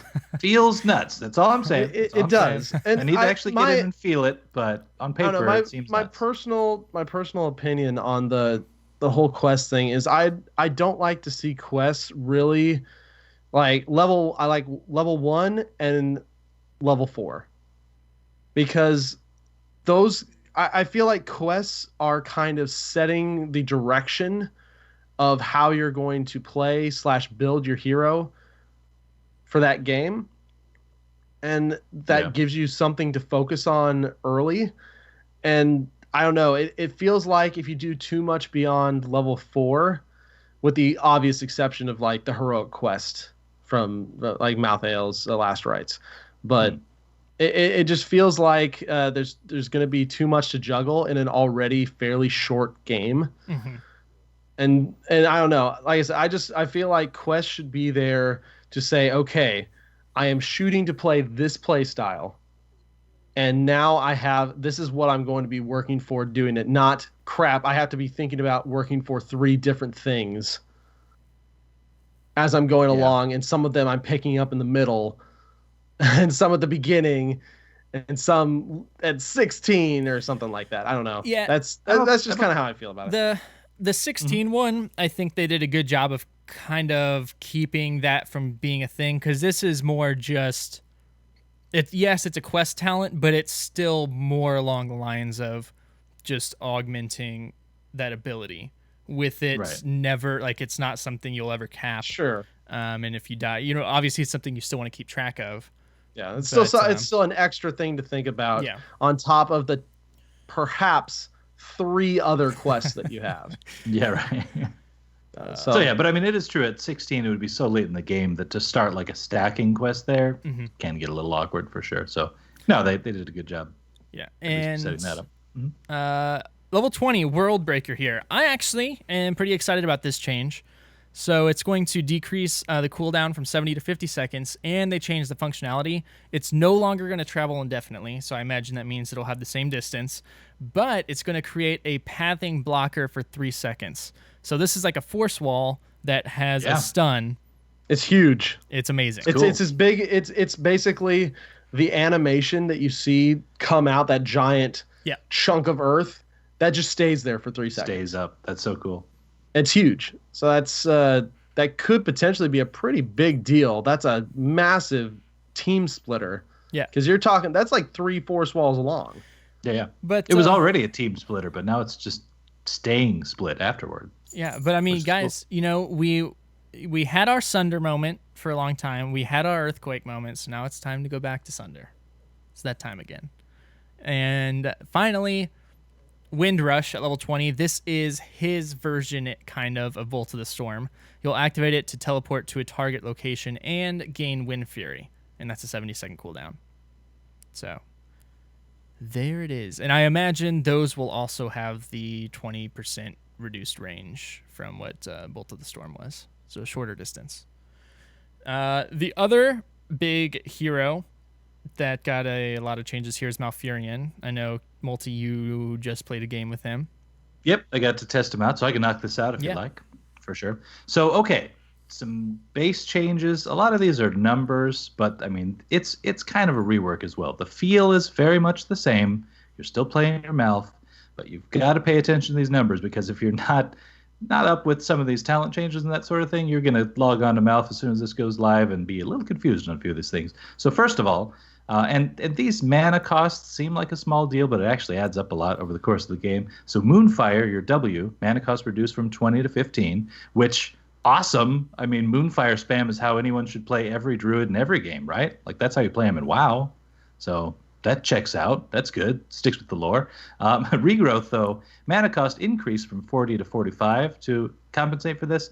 And then the heal over time ticks are reduced from 31 to 28, which you definitely feel. Like, I have to tell you right now, he's even more the sustain healer than burst after this, at least until you hit a talent later on, which we'll talk about. But just keep that in mind. Early game, mid game, you see a much smaller little green, faded out green health bar as you're healing them up. So I mean, it's an overall nerf, like, to the healing, but the Moonfire buff through the roof. And there's talents down the road that make it so cool. So just don't even worry about it. Just don't even worry about this. You need to be running damage Malf. This is Assassin Malf now, guys. He was always Assassin Malf. This is the little-known secret. But anyway, this is one of my favorite heroes. So, okay. Twilight Dream, though, passive mana regeneration functionality removed, which is huge. It was one of the main selling points to Twilight Dream. And Twilight Dream is still going to be really good, but, like, now that your overall healing is a bit down from the regrowth, I could maybe see people taking Tranquility more often. I don't know about in the pro scene necessarily, but in your own games, you might find some use for it. So just a thought there. But anyway, so okay, the main one, like out of everything, it's this level 1 change to Moonburn. So there's a new functionality. You know it's the one that previously your Moonfire deals 75% bonus damage to minions. Well, now it is a quest, and for every 5 nearby lane minions killed, increase this damage bonus by 1%. And after hitting 25% of additional bonus damage, which isn't that hard to really cap off, the bonus damage is also applied to mercenaries and monsters. So I mean to tell you, I've only had one test game on it so far, and it was Warhead Junction, and I got a couple of nukes off. But I don't think that was all of it. I was top siege on my team. No question. I wasn't even really trying for it. Like, I mean, I was moonfiring, yes, but I finished the quest fairly early because I was doing a lot of laning, and yeah, you just wreck those waves. So it's actually really interesting. So something to think about there. Let's see, level 4, we've got just a few little changes. Although there's a quest for the entangling roots for the broccoli build. The more heroes you hit with your roots, the harder your broccoli hits. So something to think about there. He still has crappy health. Oh yeah, that's still your same old broccoli. But you technically could scale the damage will scale everlasting. Yeah, which is cool. Which is very cool. And you'll get that. You'll get your little reward at the end. It'll give you your root time for MVP, and you'll be fine. Yeah, it's gonna be cool. It's super funny in try mode because you can do the complete quest on this, and the treant can like one shot the boss. Well, yeah, who was it that posted that GIF? I don't remember, but bless you, whoever did that. That made my day. That's pretty good. So, okay, level 7, I'm going to skip a few of these. You can go back and read them. Level 7 has a huge one, though. Strangling Vines, new functionality. Heroes hit by entangling roots have all healing received reduced by 30% for the duration of the root effect. And so here's the thing. When you're playing Malf, a lot of times, without even pinging or saying anything, you're kind of calling out the target with your root anyway. They're already in an awkward spot.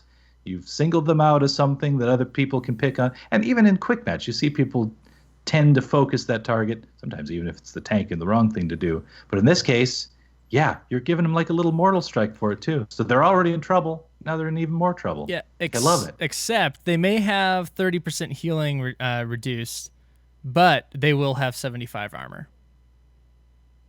Oh, well, if Thanks, you were Uther. playing against an Uther. Yeah, that's a good point. That's a good point. So, okay, there's some interplay there for sure. There's some interplay there. But, yeah. So, overall, though, I certainly like it. And, I mean, if you're up against an Uther, just take something else. Whatever. It'll be fine.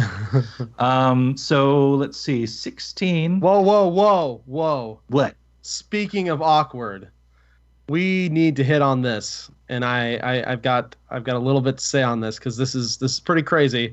Cleanse is gone. Cleanse removed. Yeah, okay. Cleanse is gone. This is huge because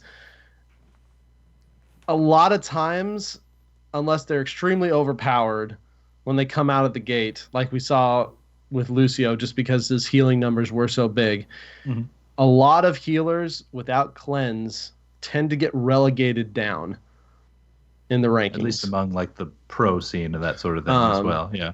Yeah, because cleanse isn't necessarily something you'll use or can count on being used in your standard quick match. But once you get into Hero League, Team League, it's a big deal.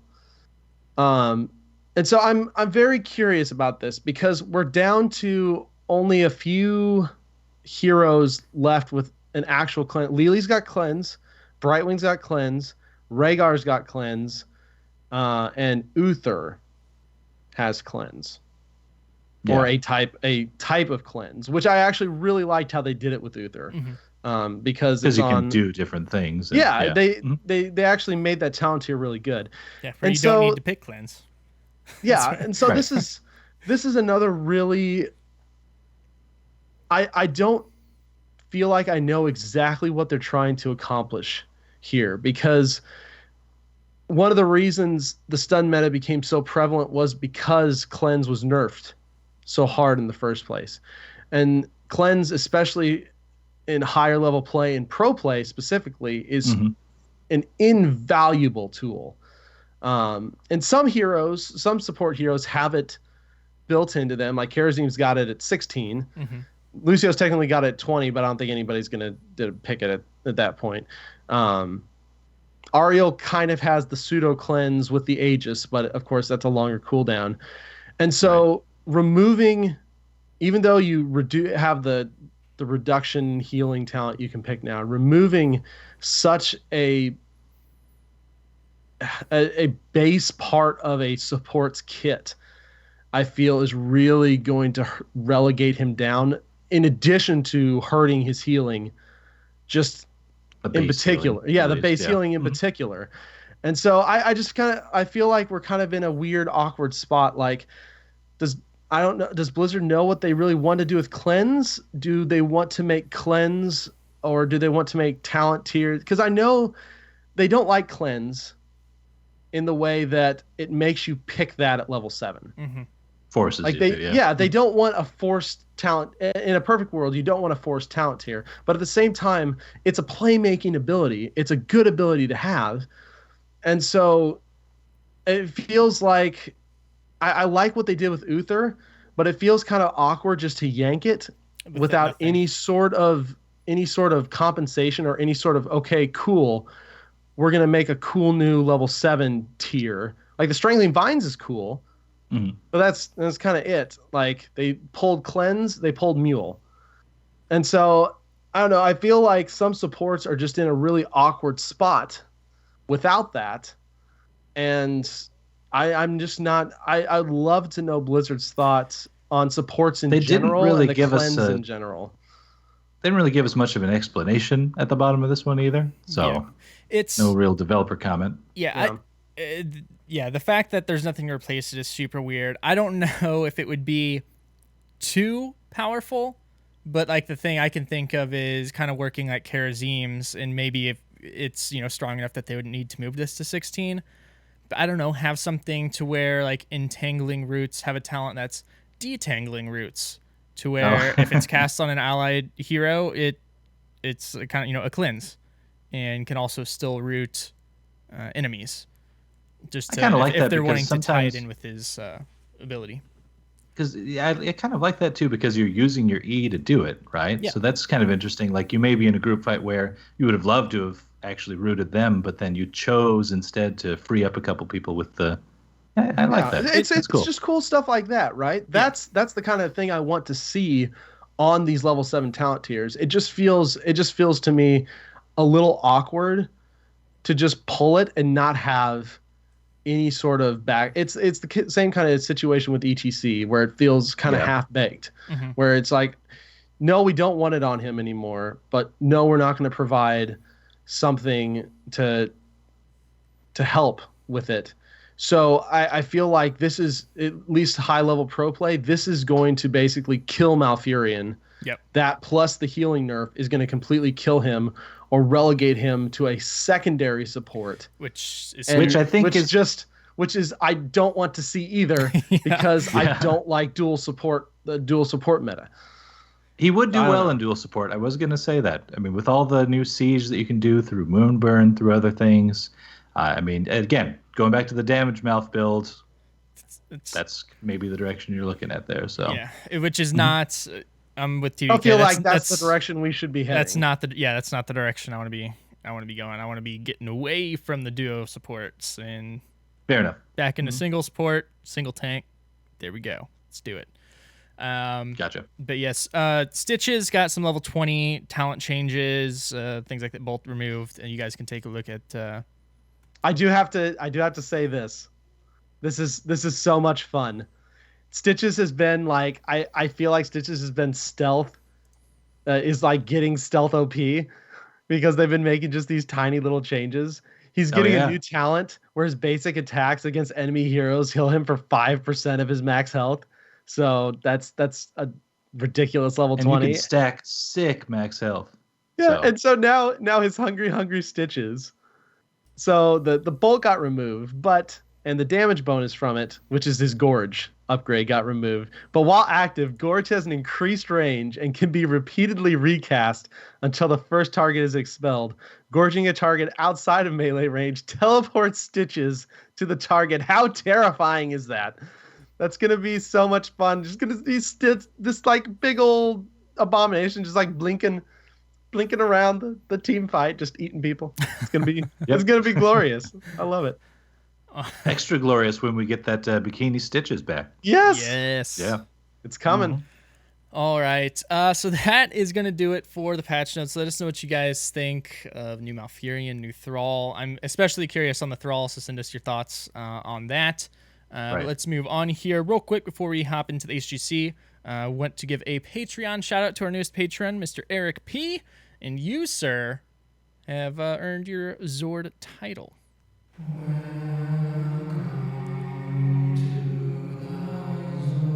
You have been deemed worthy of bearing the Zord title. Welcome to the Zord Lords. Welcome, Eric Zord, to the Sword Lords. Thank you very much for your support. We really appreciate it. Multi loves his ketchup packets, and it's going to get him another week's supply. Been nice. Ketchup packets. All right, well, let's move on to the HGC. All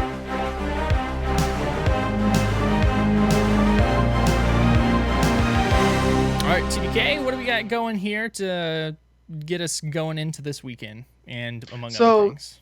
Yeah, I mean, this will be pretty quick because it's basically Hcc Midseason Brawl. And this is going to be absolutely huge. It starts this Saturday.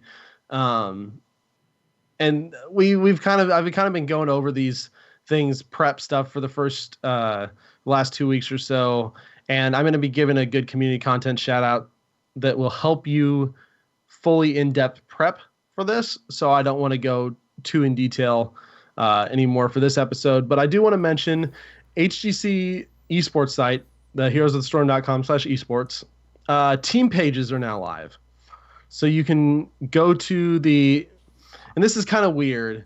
They don't actually have teams listed on top as a selection. Yeah. You actually have to go into standings and then click on teams. So I feel like they need a team drop down or just like a team button up there on the top. Sure. There's room for it. Yeah, I mean, there's plenty of room. So that just seems like an oversight. I shouldn't have to click. Yeah, I mean, you can also places to get to the teams. You can also click on their name pretty much anywhere it's showing up, like in the schedule and things like that as well. But the team tab would definitely be beneficial. Yeah, and so that's cool. They've got pretty pictures of all the people. They got a few stats. They've got this cool hexagon graph thing that kind of shows strengths and weaknesses. Now all we need is player pages. Like that's something. Team pages and player pages were something that was sorely missing from the initial launch of the HGC site. So this is one step, and hopefully we'll get player pages here sometime before BlizzCon, because I think that's what a lot of people really want, is to see the individual players and how they stack up. And that would definitely help for like fantasy rosters and stuff like that that they could do along with it. One other big thing to mention before the Midseason Brawl is Super Perfect Team from China is going to replace CE at the Midseason Brawl. CE will not be able to compete at the Midseason Brawl due to an unexpected travel visa issue beyond their control. Surprise. Again. Yeah, visa issues from China. And it sucks. That sucks so bad. I feel so It's bad. gotta feel so bad. And the one thing that, and I don't know if they try to do this, I don't know if they have plans to do this, but it seems to me as soon as a team gets an HGC slot, I would say, okay, let's work on your visas right now. That's because every team has a chance to need to travel as part of their job now in this new league. So I would hope that if it's not happening now, it will happen in the future, that the work for getting a visa would just start immediately at the beginning of the season, regardless of it. Just 8 teams. There's 8 teams in each. Get visas for everybody that needs a visa. Yeah, I imagine this is just an issue with China and their rules and regulations, and there's probably more to it. It sucks though. Yeah, I mean, it does. It super sucks. Super 13 did finish 3rd in the region, so they will be competing. But yeah, that's got to be a huge bummer for CE.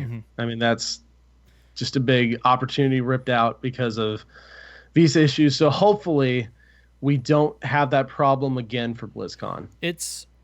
I mean, all signs are pointing to we probably will, and it's unfortunate because if esports is going to grow in China, which we want it to worldwide, like this is a huge issue for people to not want to get into esports, because to get to the big money tournaments, you got to travel, and it seems like a high percentage of the time teams have issues traveling. So yeah, it's rough. It's really unfortunate. So hopefully they can do whatever they need to do to try and get that stuff ironed out, so we don't have any teams missing BlizzCon, or any teams that have to grab an extra player from another team to fill out their BlizzCon roster. Also, Blizzard's esports site, which has been killing it on the articles lately, released an awesome article, Insight on the International Underdogs, talking about all the minor regions. So I posted that in chat. I will have it in the show notes. Definitely go read that. It's very good if you want to kind of get to know some of the other smaller regions as well. And then, of course, Midseason Brawl starts this Saturday, June 10th. The schedule is locked currently. 7 a.m. start time for those of you in the Central Time Zone. 8 for and me. 5 a.m. for those in the Pacific Time Zone. So you might not get everything, but most likely you'll be able to catch at least a few of the later games, no matter what region you're in. Starting Saturday, Fnatic versus Deadly Kittens, SPT versus Nomia, MVP Black versus Roll20. That is one I am most assuredly going to try and watch live, because that sounds insane. Tempo Storm versus the Ren Candids, L5 versus Soul Torturers, and then Dignitas versus E-Star. And that is all the action on Saturday. And then Sunday, we got a whole bunch of other group games, and then Monday, Tuesday, Wednesday as well, all the group stages, and then the second stage will start up Saturday, June 17th. So the link to that, of course, is on heroesofthestorm.com/esports, and I'll also have the link directly to the Midseason Brawl schedule in the show notes. All right. Be cool.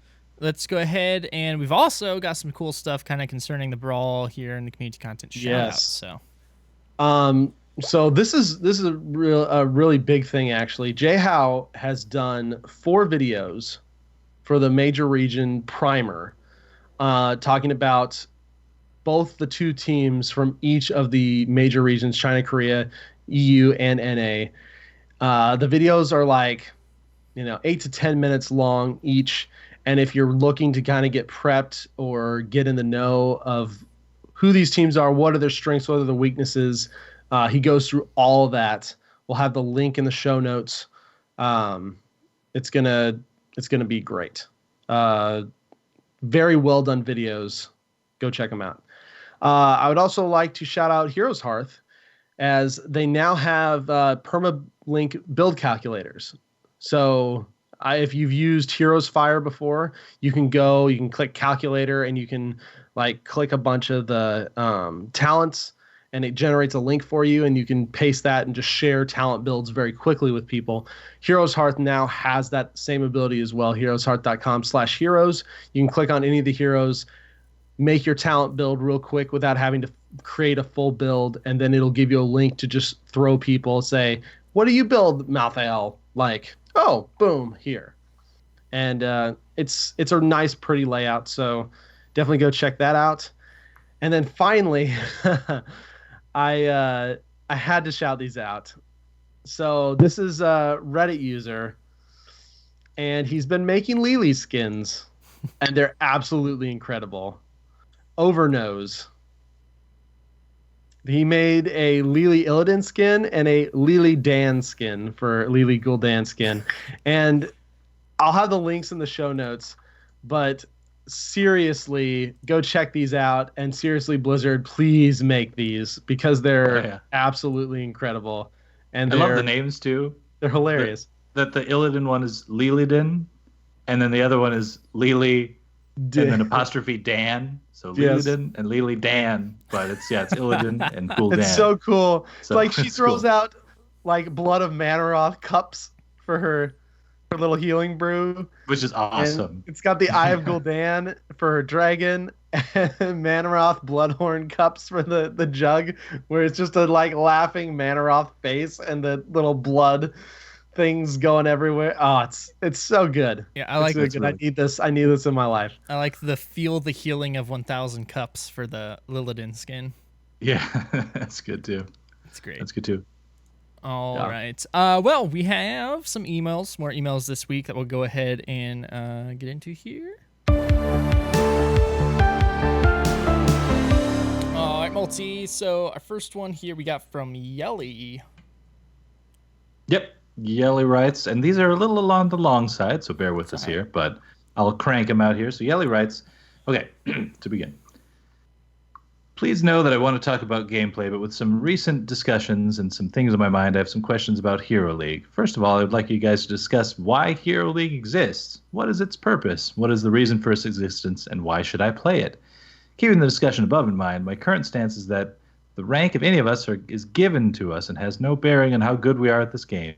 Given the current discussion about the recent Reddit post from Jelako, alongside other older posts and discussions around the same issues, it's clear that Hero League does not inform us of anything valuable. One of the most obvious things overlooked in this discussion that I either just missed because no one said anything or everyone missed it is this. A couple seasons ago, Blizzard stated that they were going to make some adjustments in ranked populations. I don't remember exactly what the adjustments were supposed to be, but it was something along the lines of if there were too many players in Silver and not enough in Diamond, they were going to make adjustments because of it. Okay? If they desire to adjust the rank of players so the populations fit into their mysterious happy balance, then what does that say about a player's actual rank? That's right, nothing. All this, alongside a system of personal rank adjustment, means that they are more concerned with a nice, happy spread of players across all ranks, keeping players where they are placed, but the rank that they are given, he stresses, rather than communicating valuable information about their skill. Why are we punished more for a loss than rewarded for a win? And then again, why should I play Hero League? And he clears it up with, love you guys, love HOTS. So still loves the game, but has some questions and concerns about Hero League. Indeed. So indeed he does. So this all kind of plays into a larger discussion that I think we just briefly brushed on last time, or was it the time before? I'm losing track. It's been but several the point times. is, it has been several times, exactly. So, I mean, there's, on the one hand, the ladder, in my mind anyway, should give us a carrot to chase where we can progress nicely and feel like we've gotten somewhere and have an accomplishment. And I personally think in some ways it still can, but you have to kind of craft a long-term plan. So you may be ranking up over seasons and that sort of thing as well. Whereas when you're claiming that we're given the rank, it is kind of true, especially for our accounts that have been around for a long time. We do kind of feel like I end up finishing my placements. I end up placing where I've been for some time, and yes, it is kind of hard to climb in and out of it. So the question is the philosophy behind just rank play in general to give us that carrot and incentivize play, or is it to place us where we're supposed to be so that we get good matches themselves? And this is I know I've heard I know the Instance did a whole episode on this exact topic. I think it was Scott Johnson and Patrick Beja, if I'm not mistaken, where they really hammered out this topic in general. So, I mean, it's something we could talk, again, probably a whole episode on too.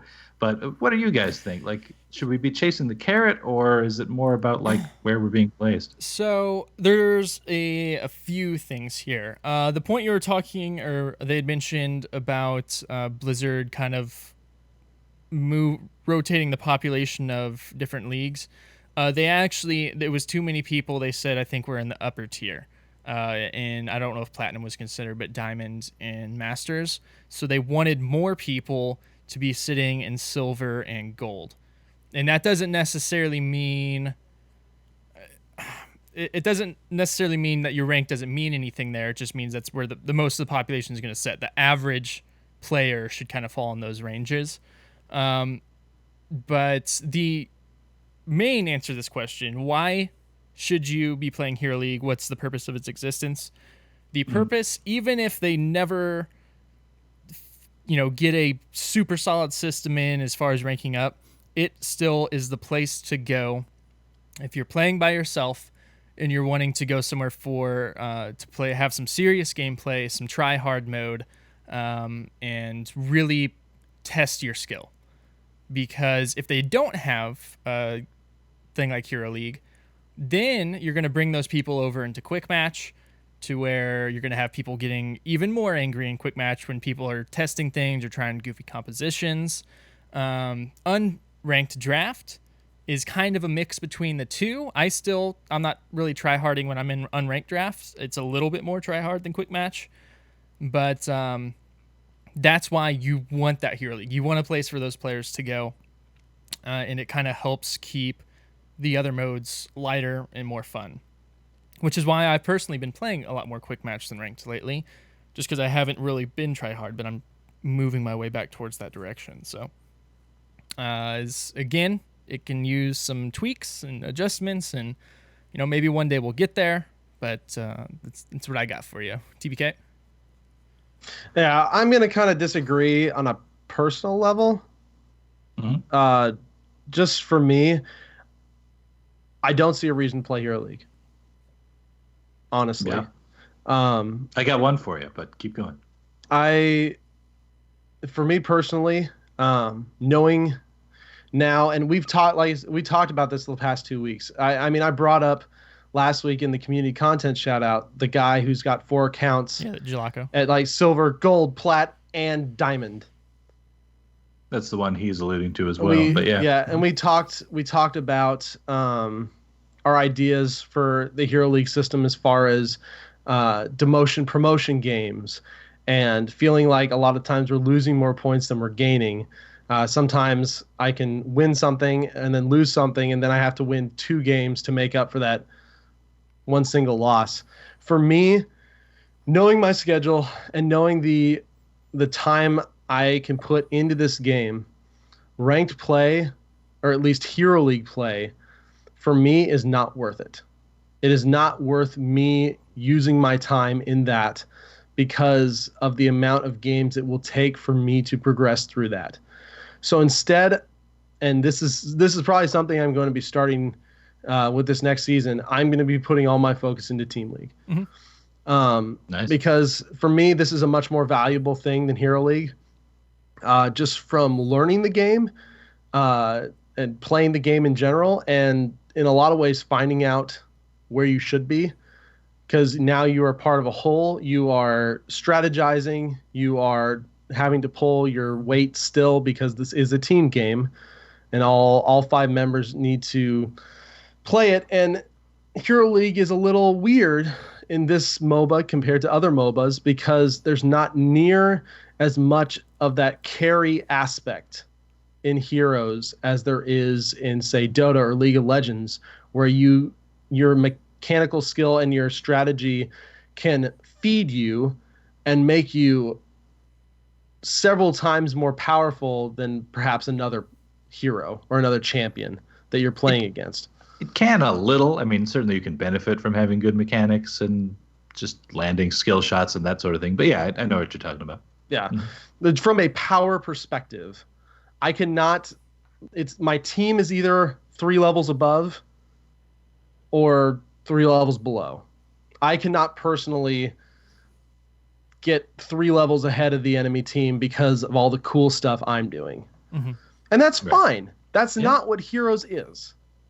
Like, I don't even know if I don't think I'd necessarily want that, because that's not what Heroes is. Heroes is a team game. But because of that, I feel like Team League is a much better representation and a much better place for me to spend my time than Hero League is, because in Hero League, I don't have control over 4 other people. And unless I am the highest caliber or at the very upper levels of player, I cannot necessarily carry 4 other people. Sometimes, no matter how good I do, we're still going to lose. Whereas in another MOBA, one person might even be able to make up for 2 or 3 people who are not playing well. So that to me, right now, until some of the changes that we've talked about are made, where we get more insight into what MMR is, until we have a better way of progressing that doesn't involve promo demo games every single tier that just gate and just make the grind that much worse, I'm not going to spend my time in that, and I'm going to play Team League or I'm going to play Unranked, which, as Gizmo was saying, might be slightly less competitive, but at the same time, I'm still going to get a lot of the same experience without necessarily that crushing, I tried my best and now I just lost tons of points type thing. So Yeah. That's just me. But that's kind of how I've been feeling, especially since Duo left, and I've kind of been evolving my stance on Duo in team and in just regular Hero League. But I think that's just because I don't like playing this game solo. I want to play it with somebody else, and so I think I've gotten to the point where I would be completely fine if they brought back Duo in Hero League. I think that would make me more open to it, because that would allow me to affect, the outcome a little bit more than as a solo. Plus, it allows me to play with a friend or play with somebody else and get that social experience at the same time, instead of just being that isolated thing in a very team-oriented game. Yeah. Well, and that's no matter, even if Hero League was perfect, like perfectly set up, that's not ever going to be where you want to go for the main focus of the game. So I think it's important to differentiate kind of, the personal preferences versus what the actual Hero League is existing for. Because there are people who either prefer there are people playing who have solo. time to grind it out. Yeah, well, there's not even just that. There's people who either prefer playing solo, don't have a lot of people to play with, which if you don't, come over to our Discord. There's lots of people to play with. Right. Or just, time schedules and stuff, they never know when they're going to be able to play, so they just hop on, and if they're wanting that try-hard mode, that is specifically what Hero League is for. So if that is you for some reason, that is why you should play it. But for me personally, I can get that I feel like I can get that same experience in unranked that I can Kind in of. League. But obviously Team League, if you have lots of people to play with, then Team League's the way to go. But again, So we're missing Hero League here has the ways correct to- answer to his question. Why should I play Hero League? If you boil it all down, it's so that you can complete all of your quests at the same time. That's true. I did that But today. you can do that in Team League as well.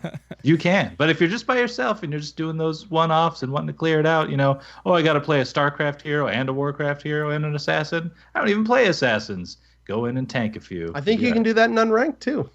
Can you? I don't know. Yeah, I think so. You may be. I'm right. not positive, but I think you can. The philosophy was to incentivize it to where you aren't picking just to complete quests in a draft setting, so it would make sense. So- Okay, what doth life in chat confirms you can in unranked any draft. Yeah, so there you go. yeah, okay. You No, can do I it there mean, too. so why should you play Hero League? You don't have to. If you don't enjoy it, don't do it. It's not an essential part of the game, and you can get a similar experience to it in unranked draft. And if you want to try hard but don't want to do solo, go to Team League and up the Team League population and just help provide us better all. match quality for other. And again, and I've talked about this time and time again, but this just is more reason to get better team finding and team putting together tools into the game itself. Agreed. We do have some more questions that we got in email and Discord. We're not going to have time to get to those this week, but we did receive an email for some feedback on the Blizzard balance changes discussion we had last week from Jeststorm that I wanted to read real quick. So he says, "Hey guys, Jeststorm here. Love the work you do. Always get me speeding home on my way home from work to play some more heroes." Thank you. That's a good compliment. We appreciate that. I had the Try thought, not to get pulled over. Yeah, I had the thought to share my thoughts about the way Blizzard patches. They're often a few patches ahead and patch out problems we don't know about. The biggest example I can think of was before Medic release, Tassadar had his Archon ult nerfed. I think they also buff or make adjustments to characters that have big counters or complements to new heroes. They do it before we have had the new hero ourselves and throw us off the scent. Thanks for the great insight and the great conversations. This is just one I wanted to join. So thanks for the feedback there. And that is an interesting way to think about it, on them making changes to a hero before, like for another hero that's coming out, to for ways they may synergize or counter each other. Which is an interesting way to look at, some people might say, why don't they just do that when that hero comes out? But, they want to test some other things out as well. It's partially true. But a lot of times, and they've actually come out and said this, they don't necessarily balance or release a hero to the meta. They're not necessarily thinking about a hero, or not necessarily thinking about the game's meta when they release a hero. Because there's some heroes they've released that, because of the meta we were in, just sucked. They just weren't good. They didn't fit in team comps, and there's some, potentially Malthael, that could come in and break the current meta because of what their kit can do. And so I always found that interesting, is that from the designers, because they have a live balance team at the same time, and those guys are the ones that are putting out these smaller patches and such that we see to kind of tweak things around. But from a larger perspective, and from the hero creation standpoint and such, these are 8-9+ months out that they create these guys. So they don't think about affecting the meta at all. They make the hero the best they can, and then they put it out there and see what people do with it. Yeah. They do think about its role, like whether it's a lane pusher versus a burst character versus that sort of thing. But sometimes, but it doesn't really affect the timeline of when that hero comes out. But at the same time, they get to the point where they know what hero is going to be coming out, probably within the next 3-4 heroes, I imagine, as far as timeline. So they know, they at that point may figure out, when this hero launches, it's going to synergize with this person too much, so we need to nerf some of these abilities to keep it from synergizing so well and being OP. In doing that in advance, maybe, we still want to make sure that it's not just completely nerfed, and give them a chance to tweak it before it comes out. Whether that's how it works, who knows? But it's an interesting way to think about it, and I hadn't thought about it before that email.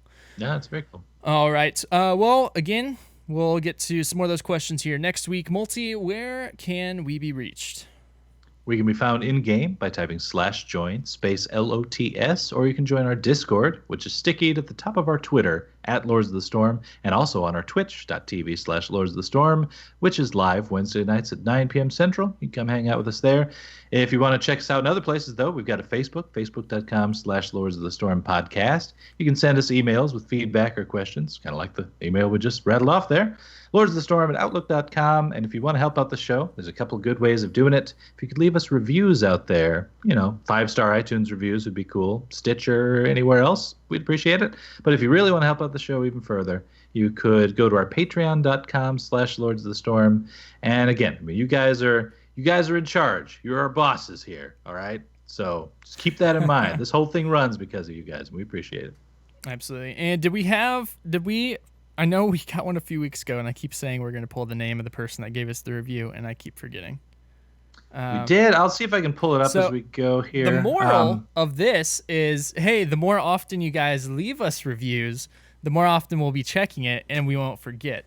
So. Well, my problem is that I switched to an Android, so I don't have iTunes. Yeah, that's true. My primary phone's an Android too, so it's not something I can get to super easily. And also on the phones, they make navigating. There's no way to sort reviews from like newest, so I have to pull it up on the computer, which is really annoying. A little awkward. Anyways, you can also find us individually. You can find me on Twitter, Facebook, Twitch, all the things at GizmoZord, as well as on Convert to Raid Presents, which is, of course, the weekly World of Warcraft / All Things Blizzard podcast. That's Tuesday nights at 10 p.m. Central.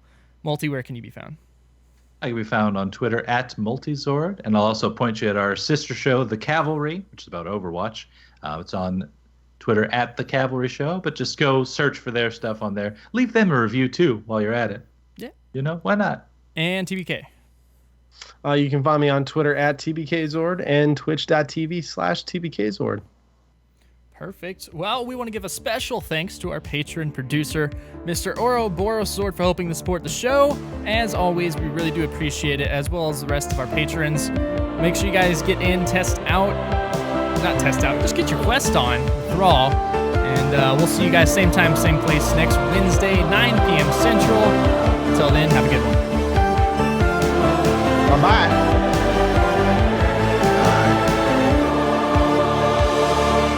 Enough. I shall do no more.